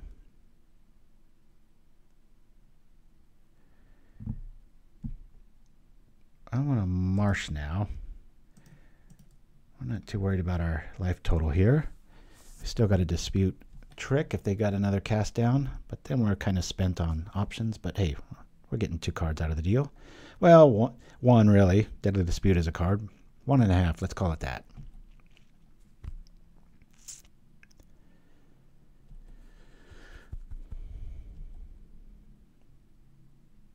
I was trying to make a deck. I probably shouldn't say this. Give people, so I'm sure you've all had that similar idea though. But I was trying to make a non-Dimir Sneaky Snacker deck on paper when I was looking at it, going like, everybody's going to go this way. What if you made a red deck that just threw it in the graveyard and then, you know, drew all those cards and stuff? I was like, that'd be pretty cool. And out it comes, boink, insta value. Pretty cool. Tapped.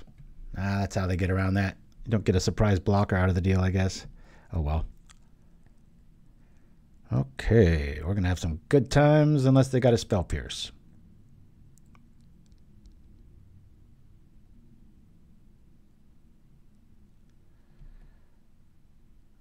Don't think it's worth eating anything else. We've done the thing.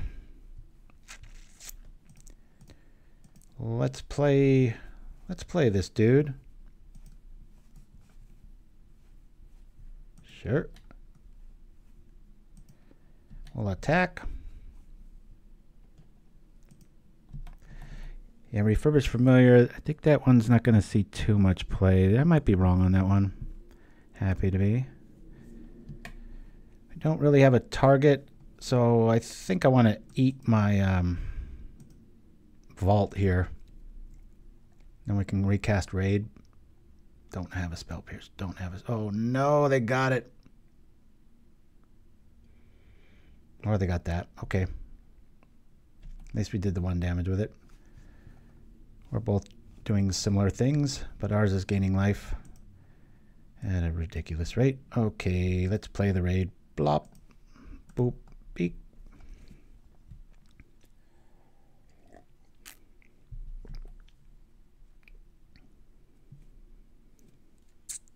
I'm definitely going to play Refurbished Familiar. Oh, yeah, that's the one. Yeah, I misspoke. That one I definitely think we'll see pretty regular play. It's going to be like a Glaze Fiend build with that. That's going to be pretty good. Yeah, the old border artifacts all look sick. Even then, I don't know if anybody's noticed that the border of the swamps of the old cards a lot darker, and they look a lot more realistic. They pop off really well. And then the font of the old cards too. Like if we look at like Vault of Whispers, the font's like the old school kind. I love it. I was thinking this deck could use a Blood Fountain too. I know we already run the other ones, but so what's nice about a Vampire Spawn, we can just sit back and block double Enforcers and make them have to use good cards against the two. They're at 12, we're at 21. I know that I didn't switch any cards out, but my swamps in this last build got way better. Discard a card. I guess we get rid of the swamp. Don't like to do that, but we're more than likely to draw that. Yeah, for 1 mana, that's pretty cool. Get a 2/1 flyer and a discard effect. Pretty sweet. Really just want a swamp here, even though we had to discard one, but it's the most highest probability we're going to pull from here. But if nothing improves, I think we're going to... There we go. That's what we wanted to draw. We're taking 4 in the air, which I'm all right with. I want to see if this sticks here. Vampire Spawn. That way we've got a double blocker for Myr, and they have to use a Galvanic Blast or better to clear the board, to which we can Insight.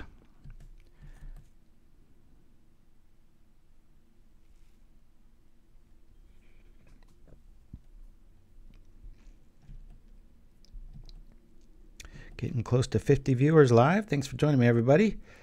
Appreciate you spending your Saturday with me. We're here every Saturday, 9 a.m. Pacific Standard Time, or PDT, whichever one you like. Playing a list by Guy Who Walks Alone, using 10 of the new cards from Modern Horizons 3. And there's the deck list. Thank you, Nim. If anybody wants to check it out, interactive, you can download it. You can do test draws. Most sites offer that, but I like how sleek MTG Goldfish's setup is there. So we're going to at least be able to trade with a removal spell here. Unless they want to just keep losing Enforcers. Okay. Crunch. There we are. Now, depending, is it better to draw a card here? Okay. I'm not too worried about our graveyard, except for we've got 1 Unearth already out, so there's only 3 cards that's going to affect. Boy, this is a strange... With this build, it seems like Crypt Rats is going to be a pretty good option, isn't it? For anybody who can't draw a card. It is battlefield. For each opponent discards a card. So I have to discard a card. Okay. Yikes. I'll discard the feeder. A lot of flyers. Yeah, that's the first time I've been a victim of the familiar. Second time this game, but first time. I wish I would have responded. I was a little slow on the trigger there. This does offer more options to it, but I can do it again. We'll discard this. I can at least block some of this. This is a...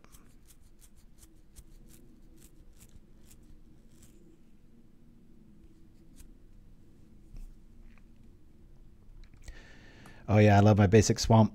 Wang, don't even ask. Shucksong? Not quite sure. I respect that. Get that 1 more mana draw. They've got us on the ropes here. Bye-bye. We can at least take care of the Enforcer. We'll keep this mystery card in our hand, pretending like it's a good spell. This dies, we'll get the 2 life back. Do not want to attack. We will... I think we'll block one of those refurbished familiars. They've been valiant. Yeah, go get a food token in your belly.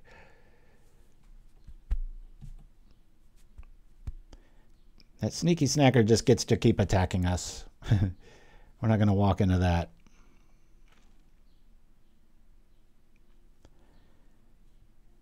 Okay, I'm happy if they want to double block Nezumi Road Captain here.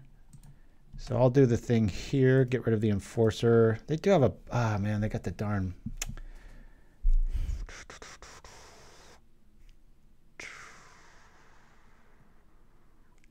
I almost don't want the Enforcer to die. They're going to drop 2 more Enforcers if I nix this here. Do I just let this die? I think so. I don't want this to be worthwhile. At least EOT. I mean, because that's going to be so much damage next turn. So, or do we just take it? Let's just take it. 6. 2 mana up. Let's just take it. We're going to crack back and just roll the dice here. If you're new to to Affinity, you know, we could trade there, and then the second main phase, all of a sudden they have 8 more power on the board if they trip the Blood Fountain. It's brutal. This way we represent at least trading with creatures, being able to survive minus a Gal Blast. Sorry, I got something in my throat. I'm not sick, I promised. Yeah. Let's attack. Yeah. 2 mystery cards in our hand. Excuse me. There is a mute button on my mic. I apologize for not using it. But one time I clicked on it and I forgot it was on. And for like 5 minutes, I'm sitting here going, before anybody caught on. All right, cool. 4 of those are down. We're going to gain 2 life off the feeder. And somebody that doesn't know me very well is calling me right now. Spam. Wonder who that is. We'll do the thing. Cool. Nezumi's going to require some respect here. Again, this vault in our hand does nothing. It's bad magic to play it right now. Then you just give your opponent free-for-all. It's like, got to make them guess. If they got a Gal Blast, are we going to have Deadly Dispute or Village Rites or many of our other things? And now, kind of putting it to them. I think they tripped the Blood Fountain to get back the guys. I mean, we're going to have to ditch the vault, but... Yep. Wow. Get both the familiars back. Take 6.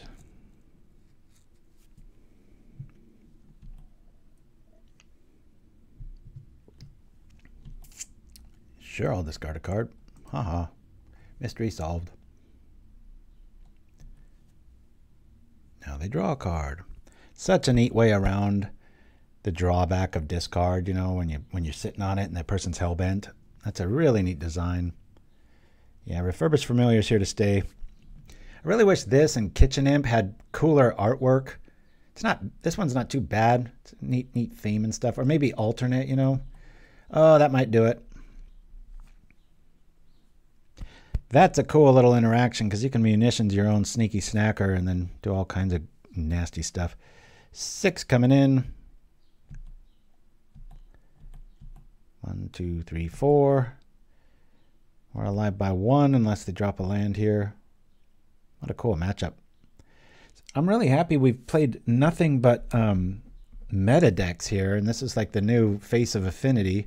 They're digging for the Gal Blast here. Oh, they're not targeting us? Wow, I would. Well, I guess, yeah, if you draw it, you just use one last one and go for it from there. But, yeah, we beat Boros. Is it Control? Blue Control, and now we're up against Affinity, so... Okay. Yeah, don't have to worry about the vampire spawn dying just when he comes into play. This is 1. Yeah, we did not top deck well here, folks. We're dead. Okay. We lose to Affinity. That's a close one. They're at 3. We're at 6. We top decked a land. It's our first game 1 loss. What shall we do? Crypt Rats would feel pretty good.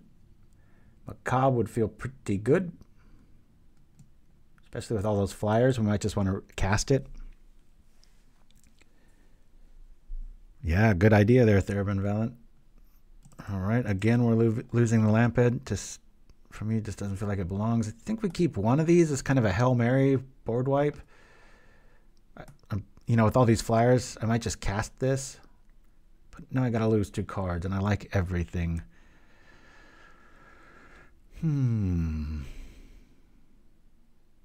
I don't think we need Crypt Rats. This is a non-artifact, so that's a no-brainer. Accursed Minotaur. Each player, including me.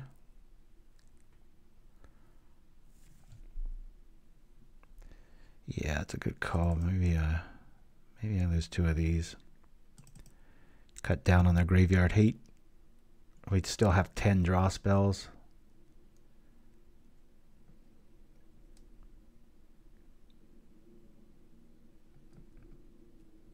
Really love having the community chat between decks here and sideboarding.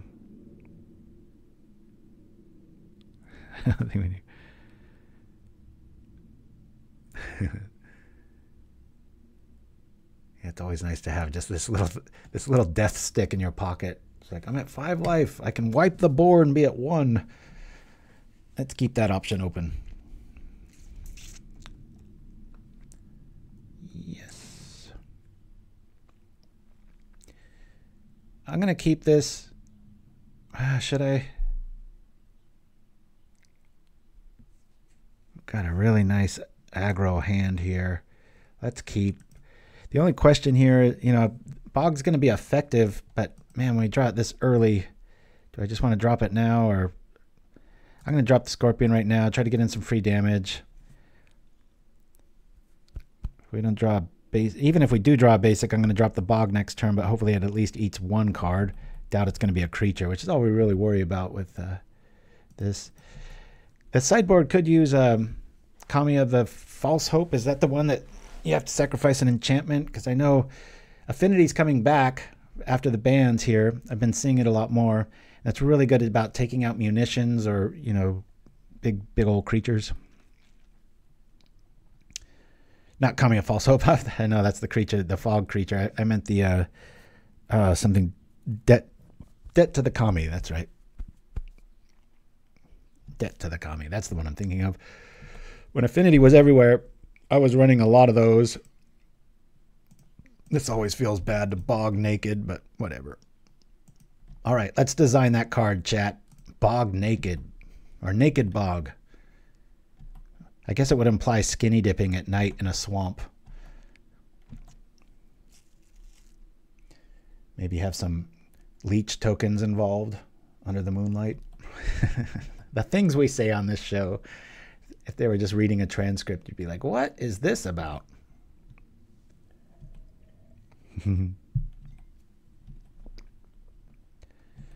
Arg, here we go. Land. Thank you for listening to me. More on that next week. Let's attack. I don't think they're going to block here, given that they don't have the Deadly Dispute out. Love having Unearth in this list. It feels so at home. Cool. We'll do that. I know it comes back, but it comes into play tap. That's cool.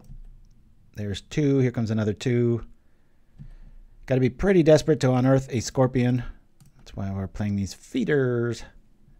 And our main card, the Kami of Jealous Thirst. I wouldn't mind another land, because then if they counter it, we unearth it. Love that play. It's so 2001-ish, but I love it. I misspoke, 2006-ish. Darbia Wellspring. They're a little mana screwed here. Sneaky Snacker. Well named for sure. Land. Nope. Okay, well, coast is clear. Let's go. Crunch. These are like mini fire blasts. Attack for 2. When they die, the other 2. And you gain 2. Woo! Call it the Ric Flair ability. That's what it feels like. You play them, then they die. Woo! It's so funny. That was a reminder text. It's like Ric Flair dash. What would that do, right? Hey, Argo, thank you for the hype there. Those emotes should be free to everybody to use if you click on that little smiley face in the corner of your chat there. I spent a whole many days making a lot of those work. It's not so hard to make them. It's hard to make them like really good resolution. There's a lot of steps to that. So please use them is what I'm trying to say. All right, we got 4 on the board. We really don't want to see a makeshift munitions here. I'm going to say Debt to the Kami would be pretty good. Just as a way of getting rid of an enchantment. All right, there goes one. Here comes another. I'm going to attack since it's a naked board again. Boy, those things can come out like flies, though. If I let's attack. The last emoji I want to see, like,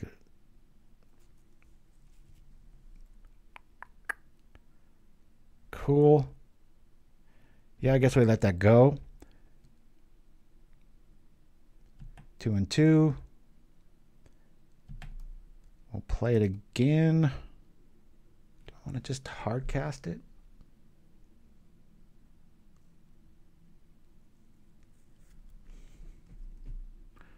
If I do this, let me cast this here. I'm going to eat our vault since we've got no counter spells available. We will at least get a token so we can hide behind the Village Rites if we don't draw a land here. But we will draw a land. We should, statistically. There we go. Sorry, sometimes things go your way. Chomp. Sneaky Snacker, meet Faerie Macabre. Booyah. Bye-bye, Synergy.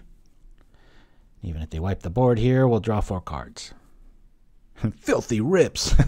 Now that's a good card. Paperganda. Oh, Mind Step Throw. It's funny you say that. Every time people request that, I do it, and our viewer count goes plop. Done it like 4 times in the last, I think we've been on air about 8 or 9 years now. Almost 10. Discard a card. I have to, right? Discards a card. That's right. If you're hellbent, then it does the thing. Okay. I was misreading that, as I always do. Iliad-sized text. Hey, that sounds like a smart guy to me. Let's go. Man, we're just feeding for days here. Nocturnal Feeder. It's a smorgasbord. Ooh, I like seeing that. Attack. Let's go.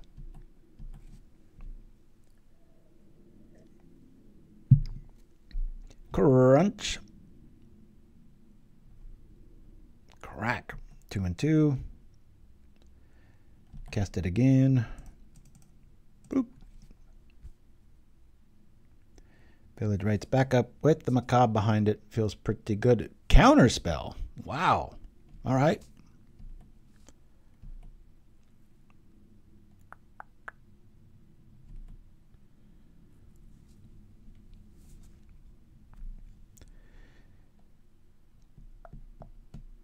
Sneaky Snacker showing up.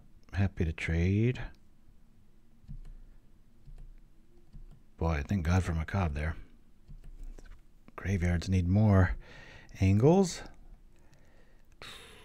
Attack. Don't hesitate. Let's go.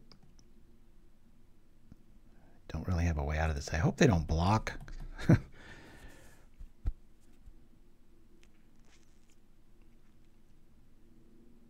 Come on, try to kill it first. Use that red mana. Strike me down with all your hatred. Only then will you become as powerful as I wish I had a creature. Hard cast Macabre. 2 and 2.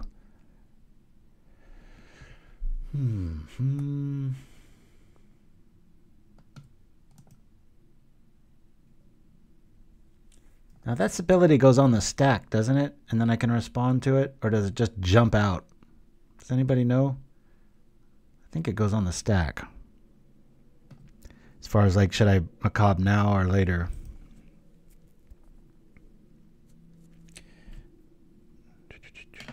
All right, so we'll wait. Thank you for that, PauperRBust. Thank you guys. Keeping this non-judgy person. As far as meaning I'd be the worst MTG judge ever. Everything would be a yes. It's like, I think you could do that. Optimistic Lens. Artifact. Okay. We do have quite a few targets, but none that make too much sense right now. Man, do I want to just cast that?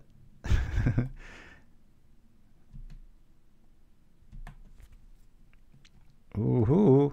Oh man, this sucks. Yeah, but if we do it now, they have to trip it.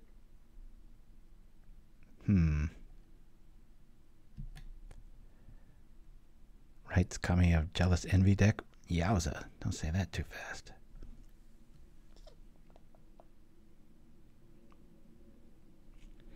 I'm just going to pass here.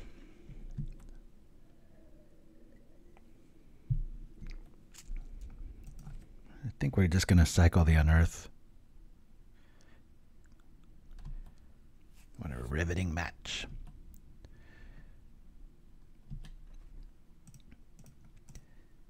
Cycle this. Okay. Remember, they have got hard counter spells here. That feels pretty good. Let's play that.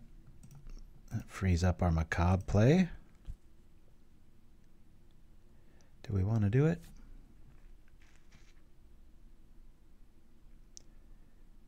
Okay.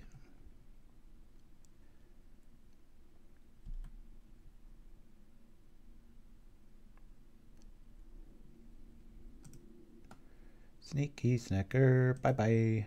And bye-bye. Because, like, are you kidding me? And while we can.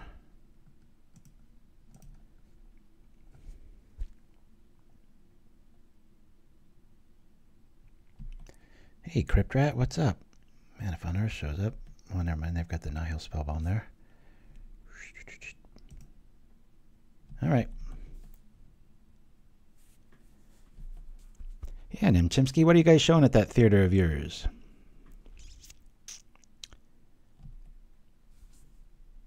It's fitting that I cut movie trailers for a living, and my partner in one of my partners in crime is involved with the actual theater. I've got the media powerhouse here, Media Magic.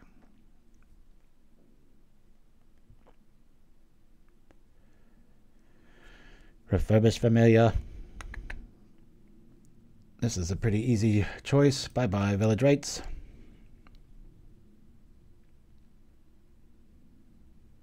What card was I thinking? It wasn't Refurbished Familia. There was another one that I was like, it's a little overrated.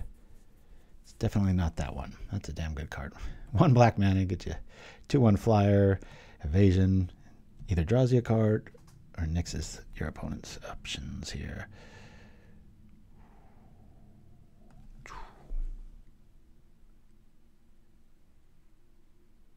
I think the play here is actually Crypt Rats, because if they can counter it, but if they Gal Blast it, we can at least use one of these rights up. Okay.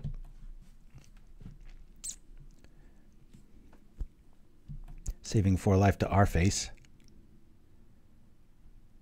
And probably netting us 2 cards, we shall see. It implies we have an Unearth strategy, but if I just drop another land here, we just win if they don't have a way out of this. We'll take it. Benefits of gaining lots of life.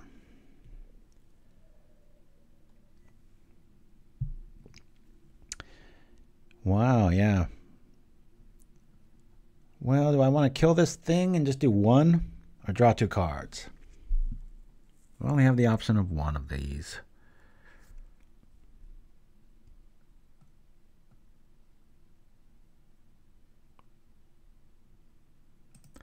I'm going to have Village Rites here. Just force him to have more counter magic. It's probably just a... Oh, wow, it worked. Okay, cool. We save 4 damage out of the woods on that. Hopefully we draw a creature. Something of worth. Another familiar. Gotta be a little worried about that rat. Discard a card? Sure. Get rid of a swamp.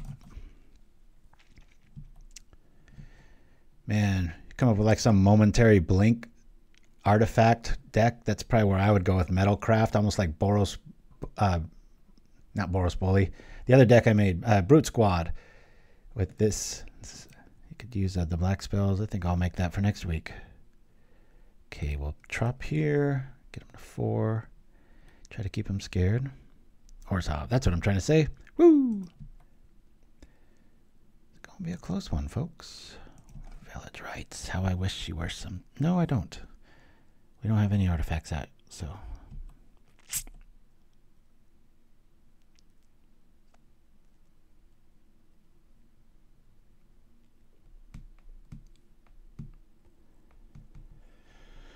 Let's go. Okay, cool. Bye-bye Spell Bomb suggests they don't like what's in their hand. They're at 4. I wonder if they have any life gain in this list.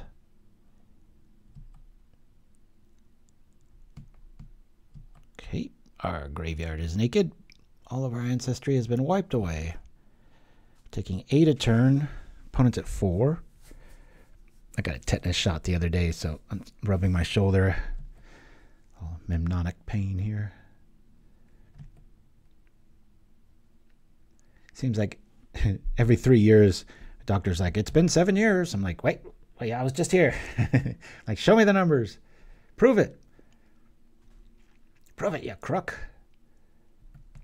Uh-oh. Oh, this might be the end of us. Hard to keep things alive with this out, but I do like only having a vault staring at us. Not sure why they tapped that way. Of course, we haven't seen a Metallic Rebuke yet. A Tethmos shot. I love it, Chimpskey. Going out with a bang. All right. Come on. Okiba Gang should be a creature, right? That's 8. Boy. 9,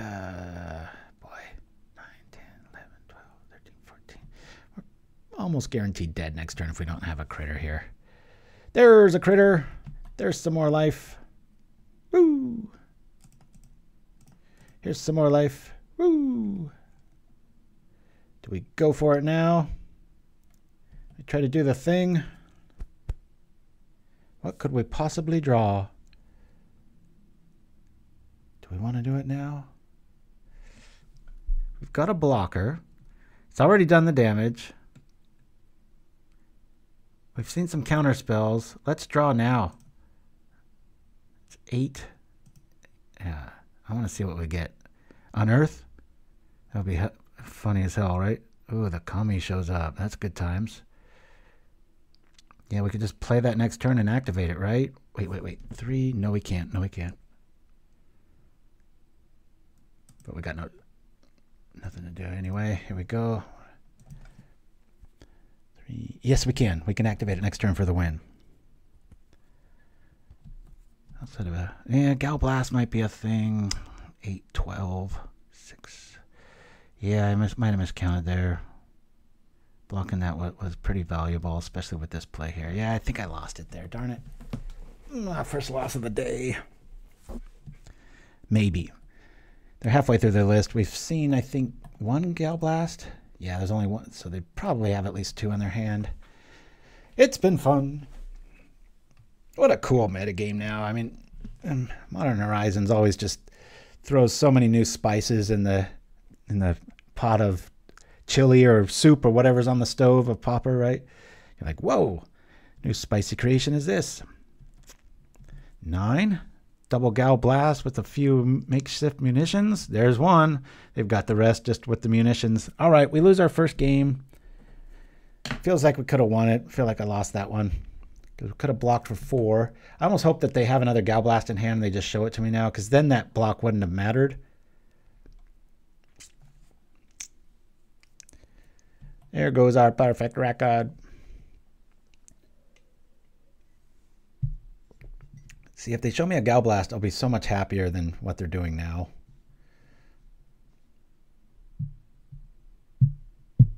What could I possibly have that they're sacrificing their own creatures here for? I just want to see if they reveal a Gal Blast, because then what I did was correct. You want to play the hindsight game. Come on, show me your hand. I'll show you mine. Whoop.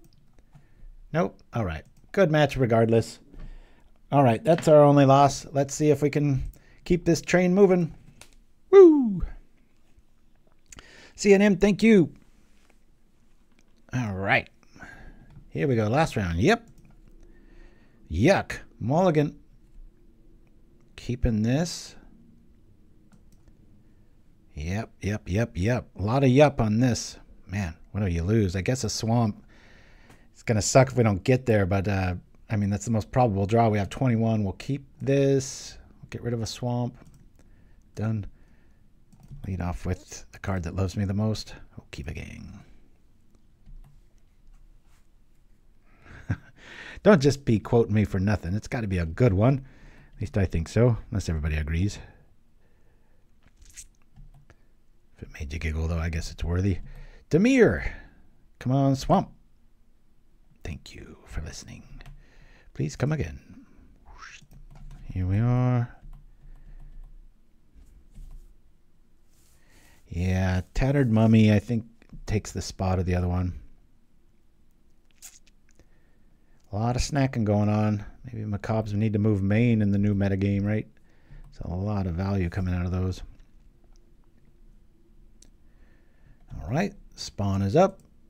This is here. Let's cast this dude first. I don't really care if they've got a counter spell. That's fine. We'll do the thing. Now we're edict proof. One of my favorite things about that vampire spawn is its toughness. It's very relevant. You can never tell, right? Mind step throw.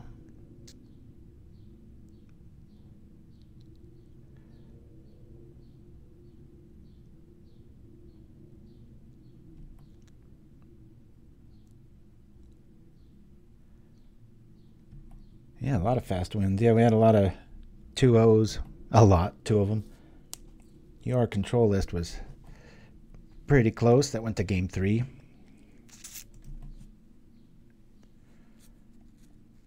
Guy who walks alone. What is this monstrosity? I got like prismatic strands about to show up. What's happening here? A land is a good draw here. I'm kind of liking the 3 bogs main. I usually don't brew that way. Oh man, we have so many ways of killing our stuff. Where did it go? All right. One of the only things we can't unearth because it is an enchantment. Wah, wah, wah. Thanks a lot. Where were you last turn? Yeah, jerk. If I drop the kami, we can unearth it next turn if it dies, and we can always insight stuff. So let's get out our little kill card while the blue mana's away. The vampires will play. I think you're right, superfan. I think black is the splash. So far, it looks like it. More of a Esper goodness build. Go back and look at old shows, meaning like even 3 months ago, and look at when I play swamps. These will be a lot brighter. Mostly the area, mostly the area my mouse is touching right now. This was almost a gray. Now it's like back to the old look. I love it.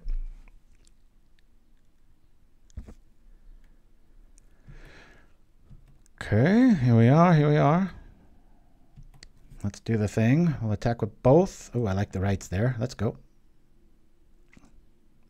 Attacking. Already drawn a card. Both of our stuff goes online. What is this new devilry? Okay. Oh, this is one of those, yeah, Esper control like Obzin plays. I remember that. Okay.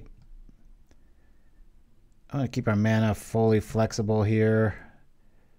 So I'm going to Village Rites this guy so that this thing happens. Do the thing. And I guess we do the other thing. I really thought we'd draw a land there. Cast this on the vampire spawn. Just 2 more life.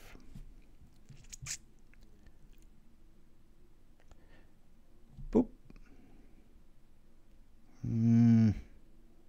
Yeah, that was the right play. Had I had Deadly Dispute there, obviously that would have been better than the Village Rites in that scenario, so that we could be holding back on Village Rites at this moment. But we do have Unearth, so it's kind of error-proof. Bit slow to throw 1/1s in front of this. I don't really care for attacking, as we all know. It's more about doing the thing, as Varric would say. Do the thing, Julie. Attack. I hope they spend their mana to block again. That's awesome. Keep them on the ropes. Pow. Saw the sweetest thing the other day.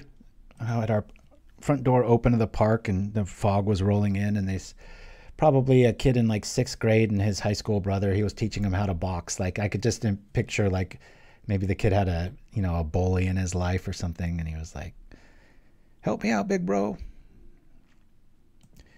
And we risk a Spell Pierce being a problem here, but we do have the Unearth for it, so I'm just going to go for it. We'll eat the dude.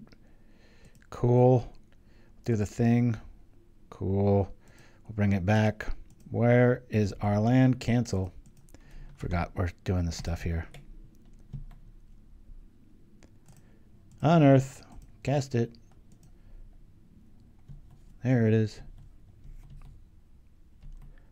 Maybe he was teaching him to be the bully. Strange universe.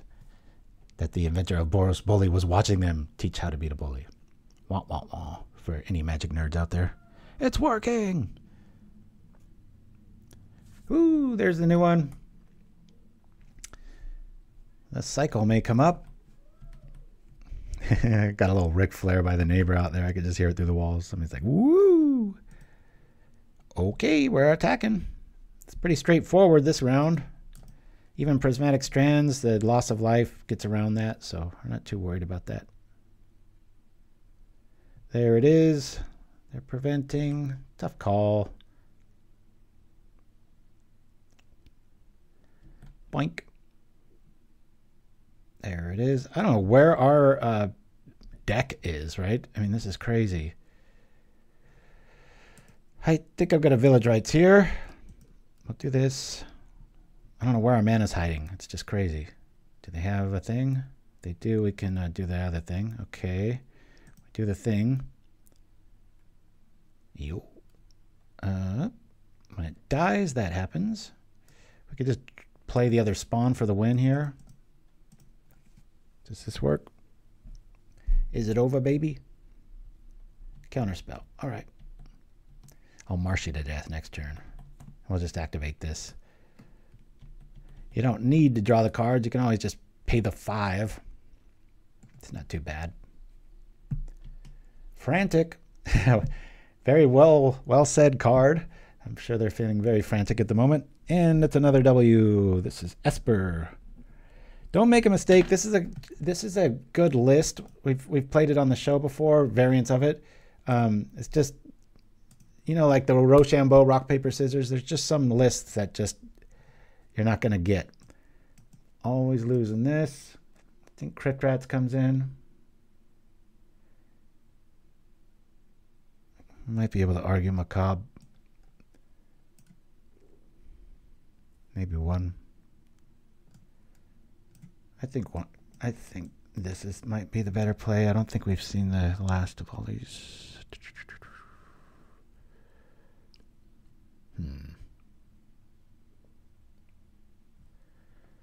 Should I get this? No, we've already got the Crypt Rats. I think I'm going to want one of these in here. To rights or to insight? To rights or to insight? We'll do this. Hi. I'm assuming they have the Birdman in their list. So we got one Crypt Rats to wipe the board when they with all their 1/1s, and then the Accursed Marauder can come in and do the thing. Did I pay the echo cost? What you talking about? Ooh. Tattered Mummy. Do believe that might be the better play over the Lampad. Good thing about Lampad, though, you always have something to sideboard out, if you play like me anyway. With all these Eldrazi tokens in the new set, cards like Echoing Truth and Decay lose a lot of value because you can just sacrifice the initial target and then all your other ones live. What's the best thing you can do with colorless mana at instant speed? I do think there's a big, isn't there a spider with flash? Or some creature with flash. Oh, we like this hand a lot. Lead off with the raid.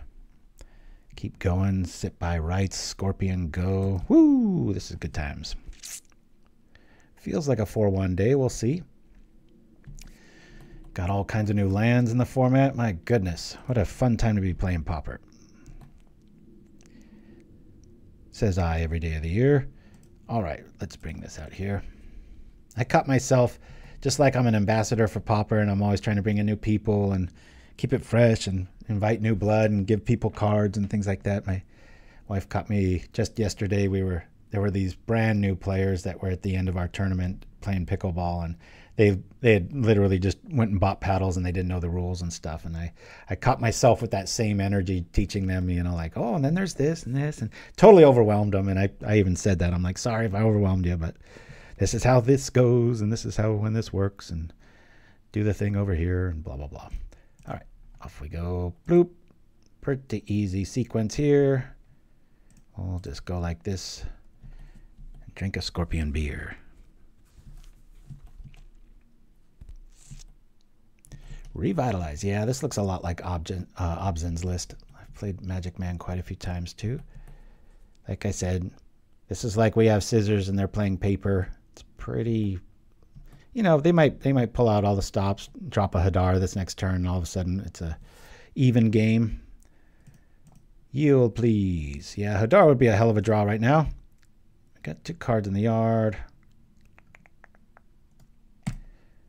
Let's bring out a Scorpion. They got a Hadar that's 6 life. If you look at our Superfan, if you look at our old videos, you'll see one that says Esper Control, and then you can see the deck list right there.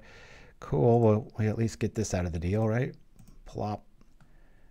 Considering eating a Scorpion right now, but I'd rather just make them do it on their turn. Yeah, I looked at Goblin Firebomb.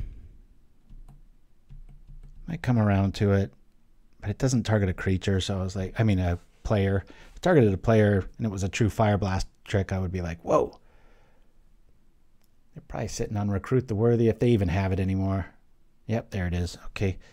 So they lose 4 life. We draw 2 cards. And they get 2 creatures out of the deal. And we get our mana right. Here we go. 2 more life. Called the Hadar, that's for sure.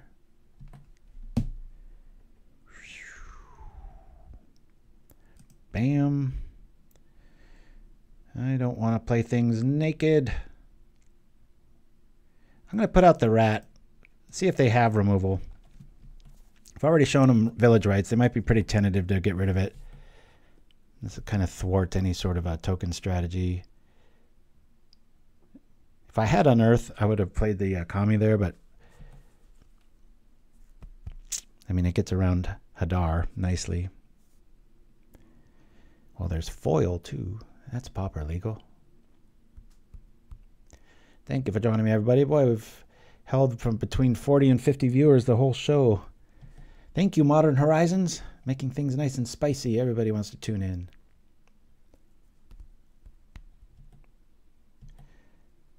Not bad for 24 hours ago, not knowing what I was going to play today. Hey, look at this. The rat lives? What sort of treachery is this? Do we attack? I think Recruit the Worthy costs 4. Let's just attack here.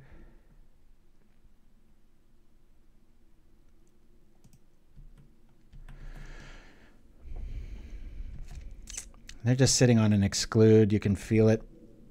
So I'm not going to walk into it. Just going to laugh all the way to the bank.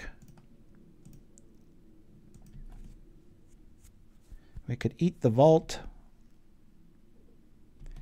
We might want to do that EOT, depending. Do I want to eat this vault?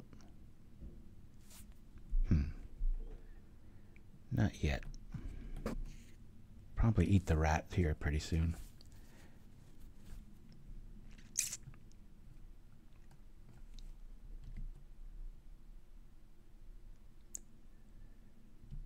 Gain in life, that's frustrating. Haven't really thrown this deck up against anything other than you've seen today. This is literally the first time I've been playing it. It looks like we're going to go 4-1, but in all very like meta standard decks and such. All right, EOT, I will do the vault trick here. Let's eat that. I've got enough here. Okay, that's cool. Do I want to do it again? I think I do. Let's do it again. Value Tone. Oh, I love them, Delphi Guru. I mean, okay, well, we lose a token out of the deal. We get rid of a counter spell. Really want that blue mana to tap because I know they're on exclude. This list loves exclude. So because of that, am I playing too soft here? Doing the end of turn stuff. I just don't want to walk right into a exclude. I want to find a Unearth here.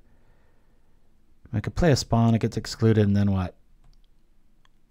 Right now we're keeping them off of any sort of recruit the worthy sort of shenanigans. I'll just chill out. Makes them very mad when they can't play exclude. What are they looking for now? Let's see. See what we can see. Crypt Incursion. Yikes. That kind of blows. That's a lot of life.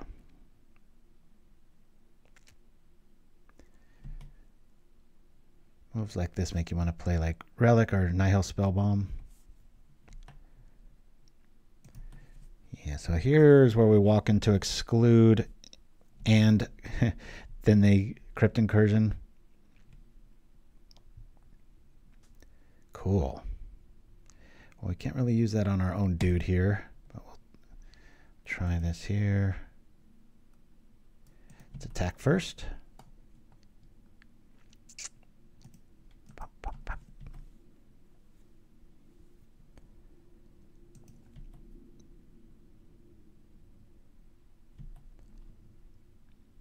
Do I just play the Macabre?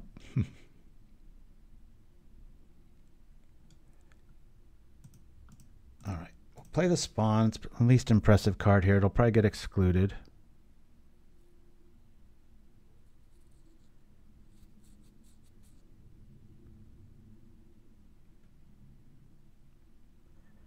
Yep. Wow, 2 blue mana. I would not have done that. Okay. Yeah, I'll play this out now. Jealous Thirst. And they're going to do the thing. Or are they? Don't want to count the Macabre before it hatches. They're going to gain a whole lot of life. We're going to do this and this. Yield.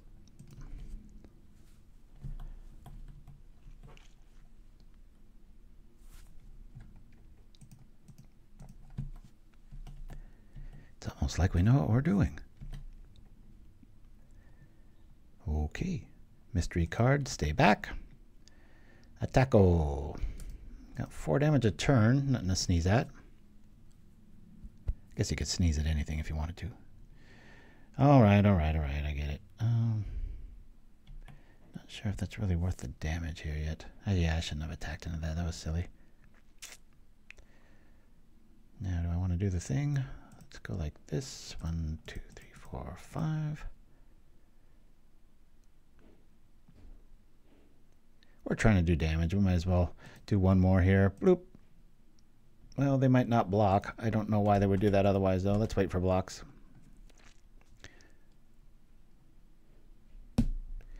Okay. Well, I'd rather do 1 damage. Done.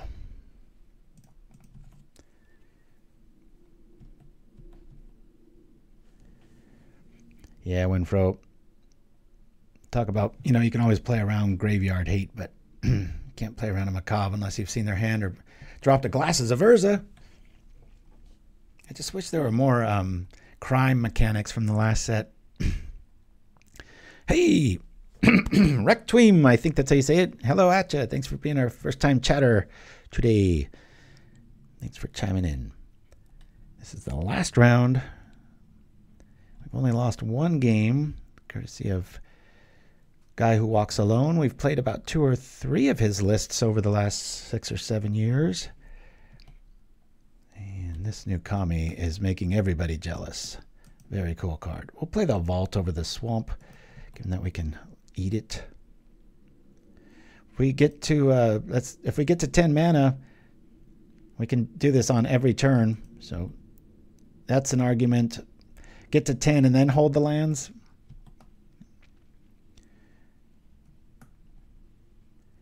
Activate.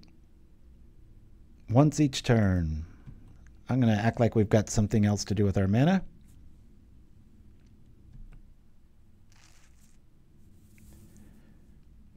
You can always deadly dispute it, Winfro. I'm the same. I sit there and I set out like, I'm going to make this work. And then I end up not doing it. I'm like, I cut cards. And I end up with a Trinket Mage package with 1 Glasses of Urza. And then I end up losing it in the end.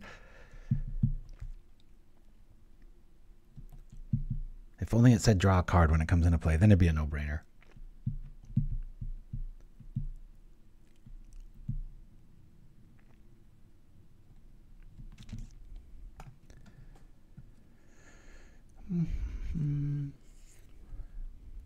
Keep on guessing. 2, 4, 6, 7, 8. We're doing 3 a turn.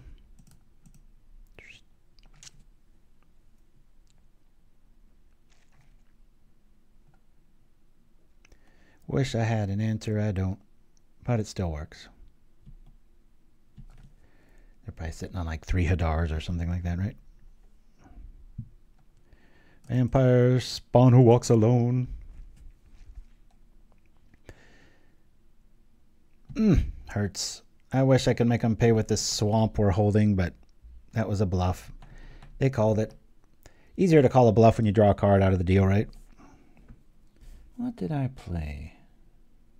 Oh, that's right. We just came out of commercial for that. Make sure I don't repeat any shows here. Damn, that's a lot of life. They're almost keeping up with us. If I see any sort of recursion effect, I might scoop, but they're 11 cards ahead of us, and here's another. I'll drop it again. Shows another exclude. There, nope. Hard spell. Okay. Keep them guessing on this counter spell. I mean swamp to all of you. Cycling. 24 cards left. We've shown them a Crypt Rat. They've got to respect an Unearth play there, so they can't really go crazy with their, what do you call, recruit the worthy. I guess eventually they'll do that. But at 29 life, they've got quite a bit of while. Requiem says, been watching a long time on your YouTube channel. First time seeing you here, so I'm looking for a live stream on the Pauper 5K creator event. Woo! I didn't even know there was a creator event. That's pretty sweet. I thought everybody was referencing the tournament that we're always promoting via Discord, so I misunderstood. Tell me more about this. Did somebody not contact me and I wasn't invited? Is that what happened? Wouldn't be the first time.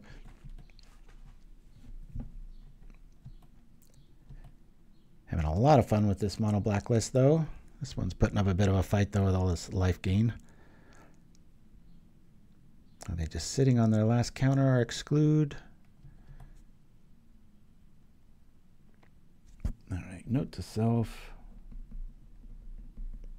Crypt Rats would be a good thing.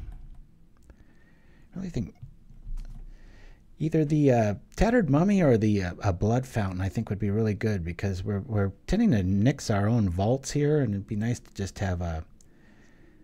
Yeah, I think even before Tattered Mummy, I think I would actually go with 2 Blood Fountains.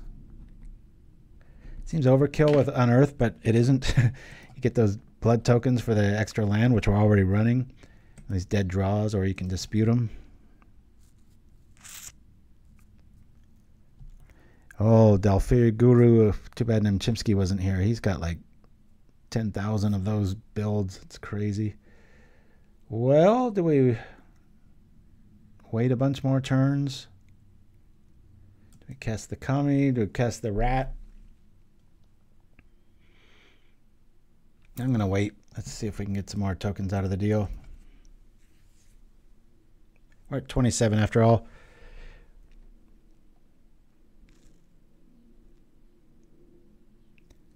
It's great.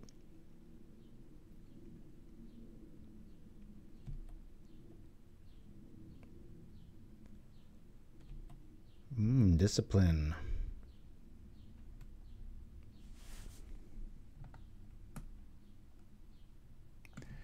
Neat new art. Yeah, we're at that stage with. They've probably got another cast down by now. There's only 21 cards left in their deck. I just want a relevant play here so that if it gets countered, we have the Unearth option for the rats. Of course, at this stage, they just keep attacking for 4 and forcing us to trip it. If it's a land, I might try to nix that Kami out of the deal.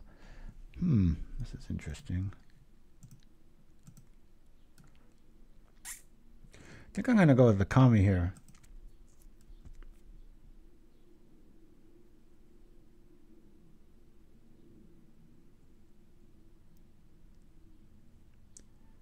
Hard counter. Mystical Teachings, okay.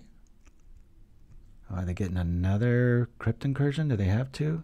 Therbin Charm. Interesting. A new card. Let's see it here for everybody. Deals damage twice the number of creatures that control to a creature, destroy an enchantment or exile any number of target players' graveyards. Any number.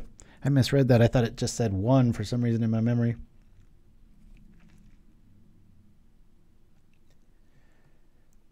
Bye-bye, graveyard. That blows. Whoosh. Okay, time to cycle.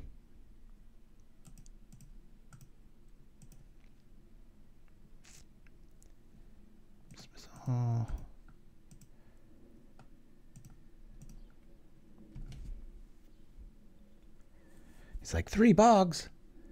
Who is this guy? The name's Deluxe, damn it. Reads like a bad movie. Alrighty, we've got about 4 turns left.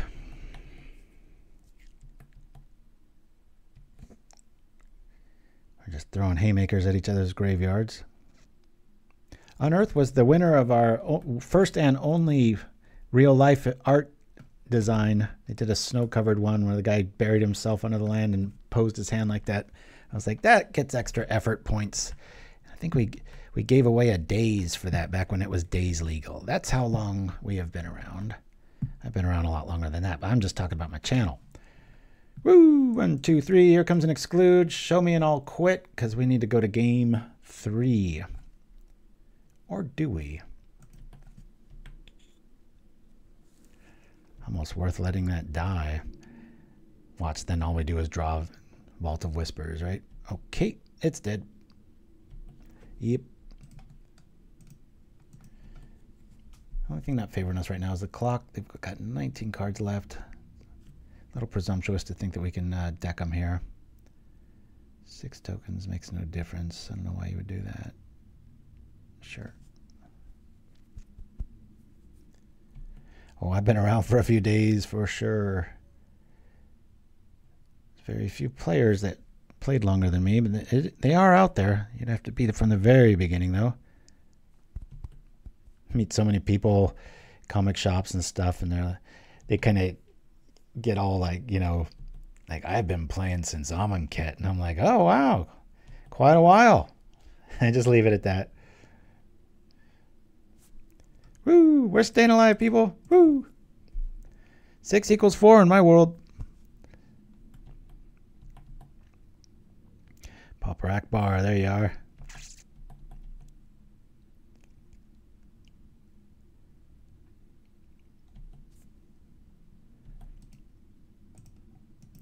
New Fire X says Winfro. Winfro, I just showed my old Magic buddy the mug your wife made and all the stickers. We had a really good laugh.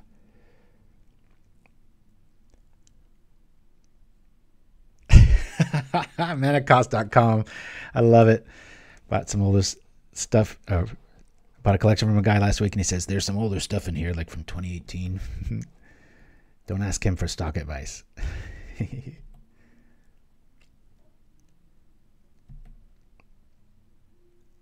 I haven't seen any edict effects, but at this stage of the game, I think it's better to block here. How to make 8 equal 6. Actually, 5.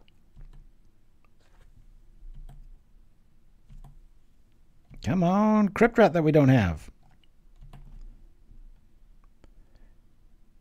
Ooh, this makes things interesting.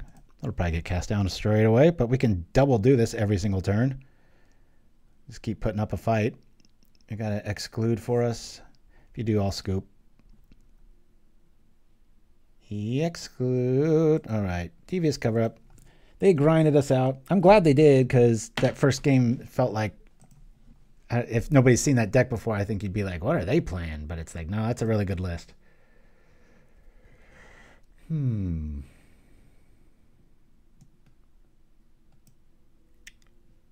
I don't think they're going the Birdman route. They still could, but we can get it with the rat. Not much from over there. All right, this is it. We either go 3-2 or 4-1 on this one. Woo! Let's go.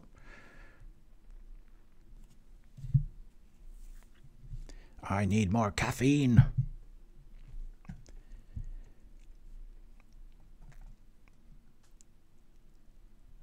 They're going to be on stage. Nice.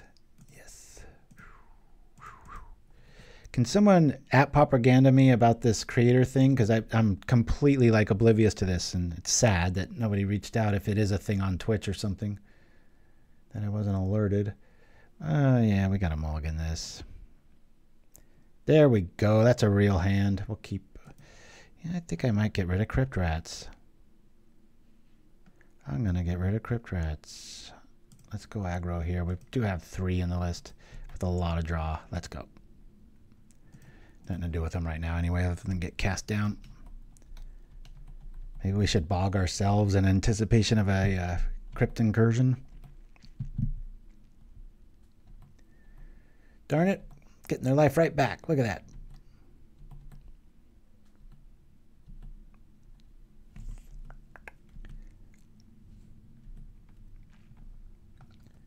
Cool. Guess we'll drop this out.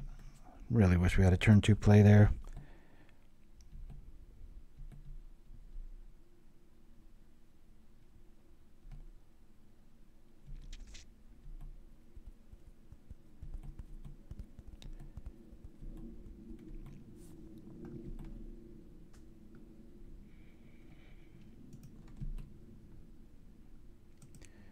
Okay, this is harder to block. Do that so we kind of have fire blast damage every turn unless they have a cast down. And hopefully they let us untap so that we can do something about it. I want to draw just a basic swamp so I can cast spawn and have rights back up. For sure. Okay, they're killing that. Suggests they have another one in hand, or the way to get that back. Yard is a building. Okiba's done its work already, and it doesn't count against incursion. Haha!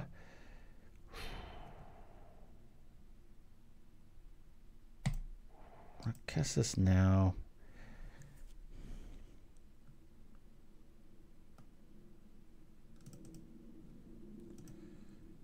I'm gonna eat our land here. There we go. Aggro plays here. Let's go. Scorpion represents a kind of a roadblock. I was thinking of eating it. I'm like, yeah, we'll probably draw no land, which we did. Keep the creatures out of our yard. Make them kill them, right?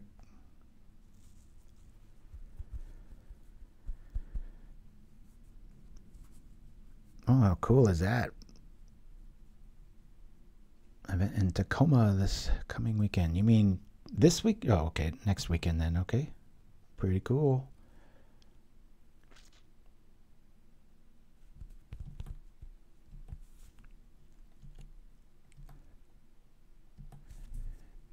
Let's do the thing here. All right. All right. Love this draw. We can play this. Rights back up.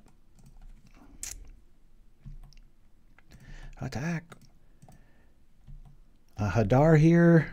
Hurts them for 4. We gain 4. We still have a creature. And we can Village Rites again, which I think happened in game 2, and they ended up winning that, so.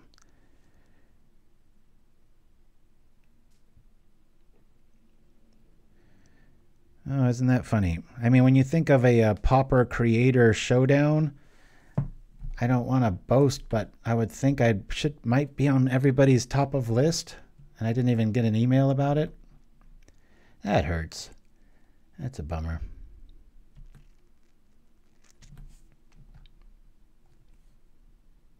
Hopefully I'm missing something there.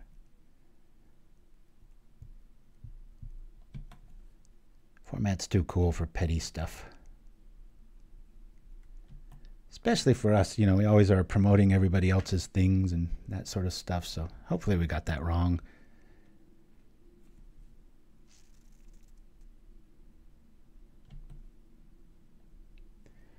Yeah, Guy Who Walks Alone is killing it.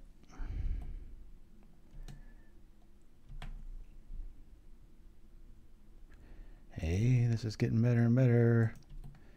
It's got that neat inevitability of like, go ahead and kill everything. You die if you do this. There's nothing in the yard.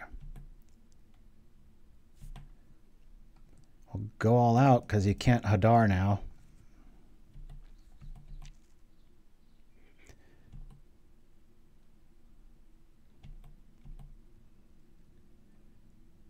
I don't even know how to raid Dreamer Stango.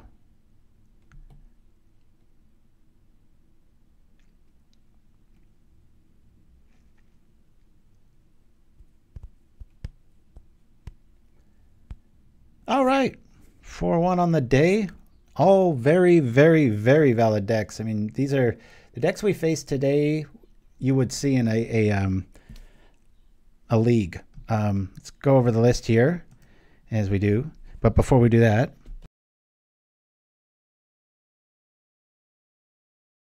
what I learned, this is just for me, Guy Who Walks Alone. No offense, but I immediately want to get rid of these.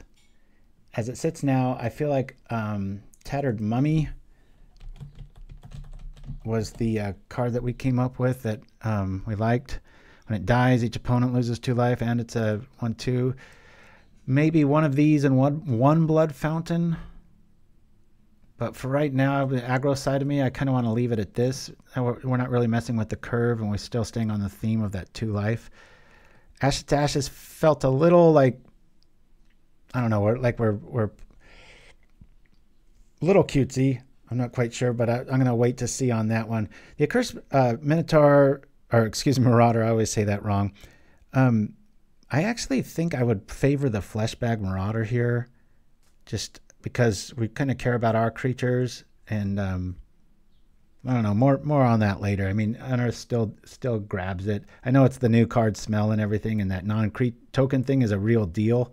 But for right now, I think I would just leave it at that. If you want to know how I would play it, and then we just saw how Guy Who Walks Alone plays it. And thank you to him again, kind of saving the day. If you didn't hear at the top of the show, I was completely flustered and had so much stuff going on this week that I literally didn't play with any of the Modern Horizons. I just got the cards. And late last night, I was exhausted, and I was like, I kept putting it off. And I'm not a procrastinator. I'm the opposite. I usually do stuff months in advance. But anyway, so thank you to Guy Who Walks Alone for coming to the rescue yet again. I think it's like the 3rd time. But if you've got any cool brews, I'm sure everybody's going to have a few. Please try to keep it to one that's well tightened and honed and that you believe in, and send it to pauperganda@gmail.com. And if you don't mind going over to that Pauper Creator thing and going, where the hell's at pauperganda? And why weren't they invited? I would really appreciate that if that's indeed what happened. I hope not. I hope it's not that pity. But anyway, regardless, love the format. I love all of you. Thanks for joining me. And please tune in next week. We'll be back with some more cool decks, hopefully. And we will go out with one of my son's favorite skits. Adios, everybody. Woo! She's a wolf in mouse clothing. The mouse's ghostly howl stakes claim to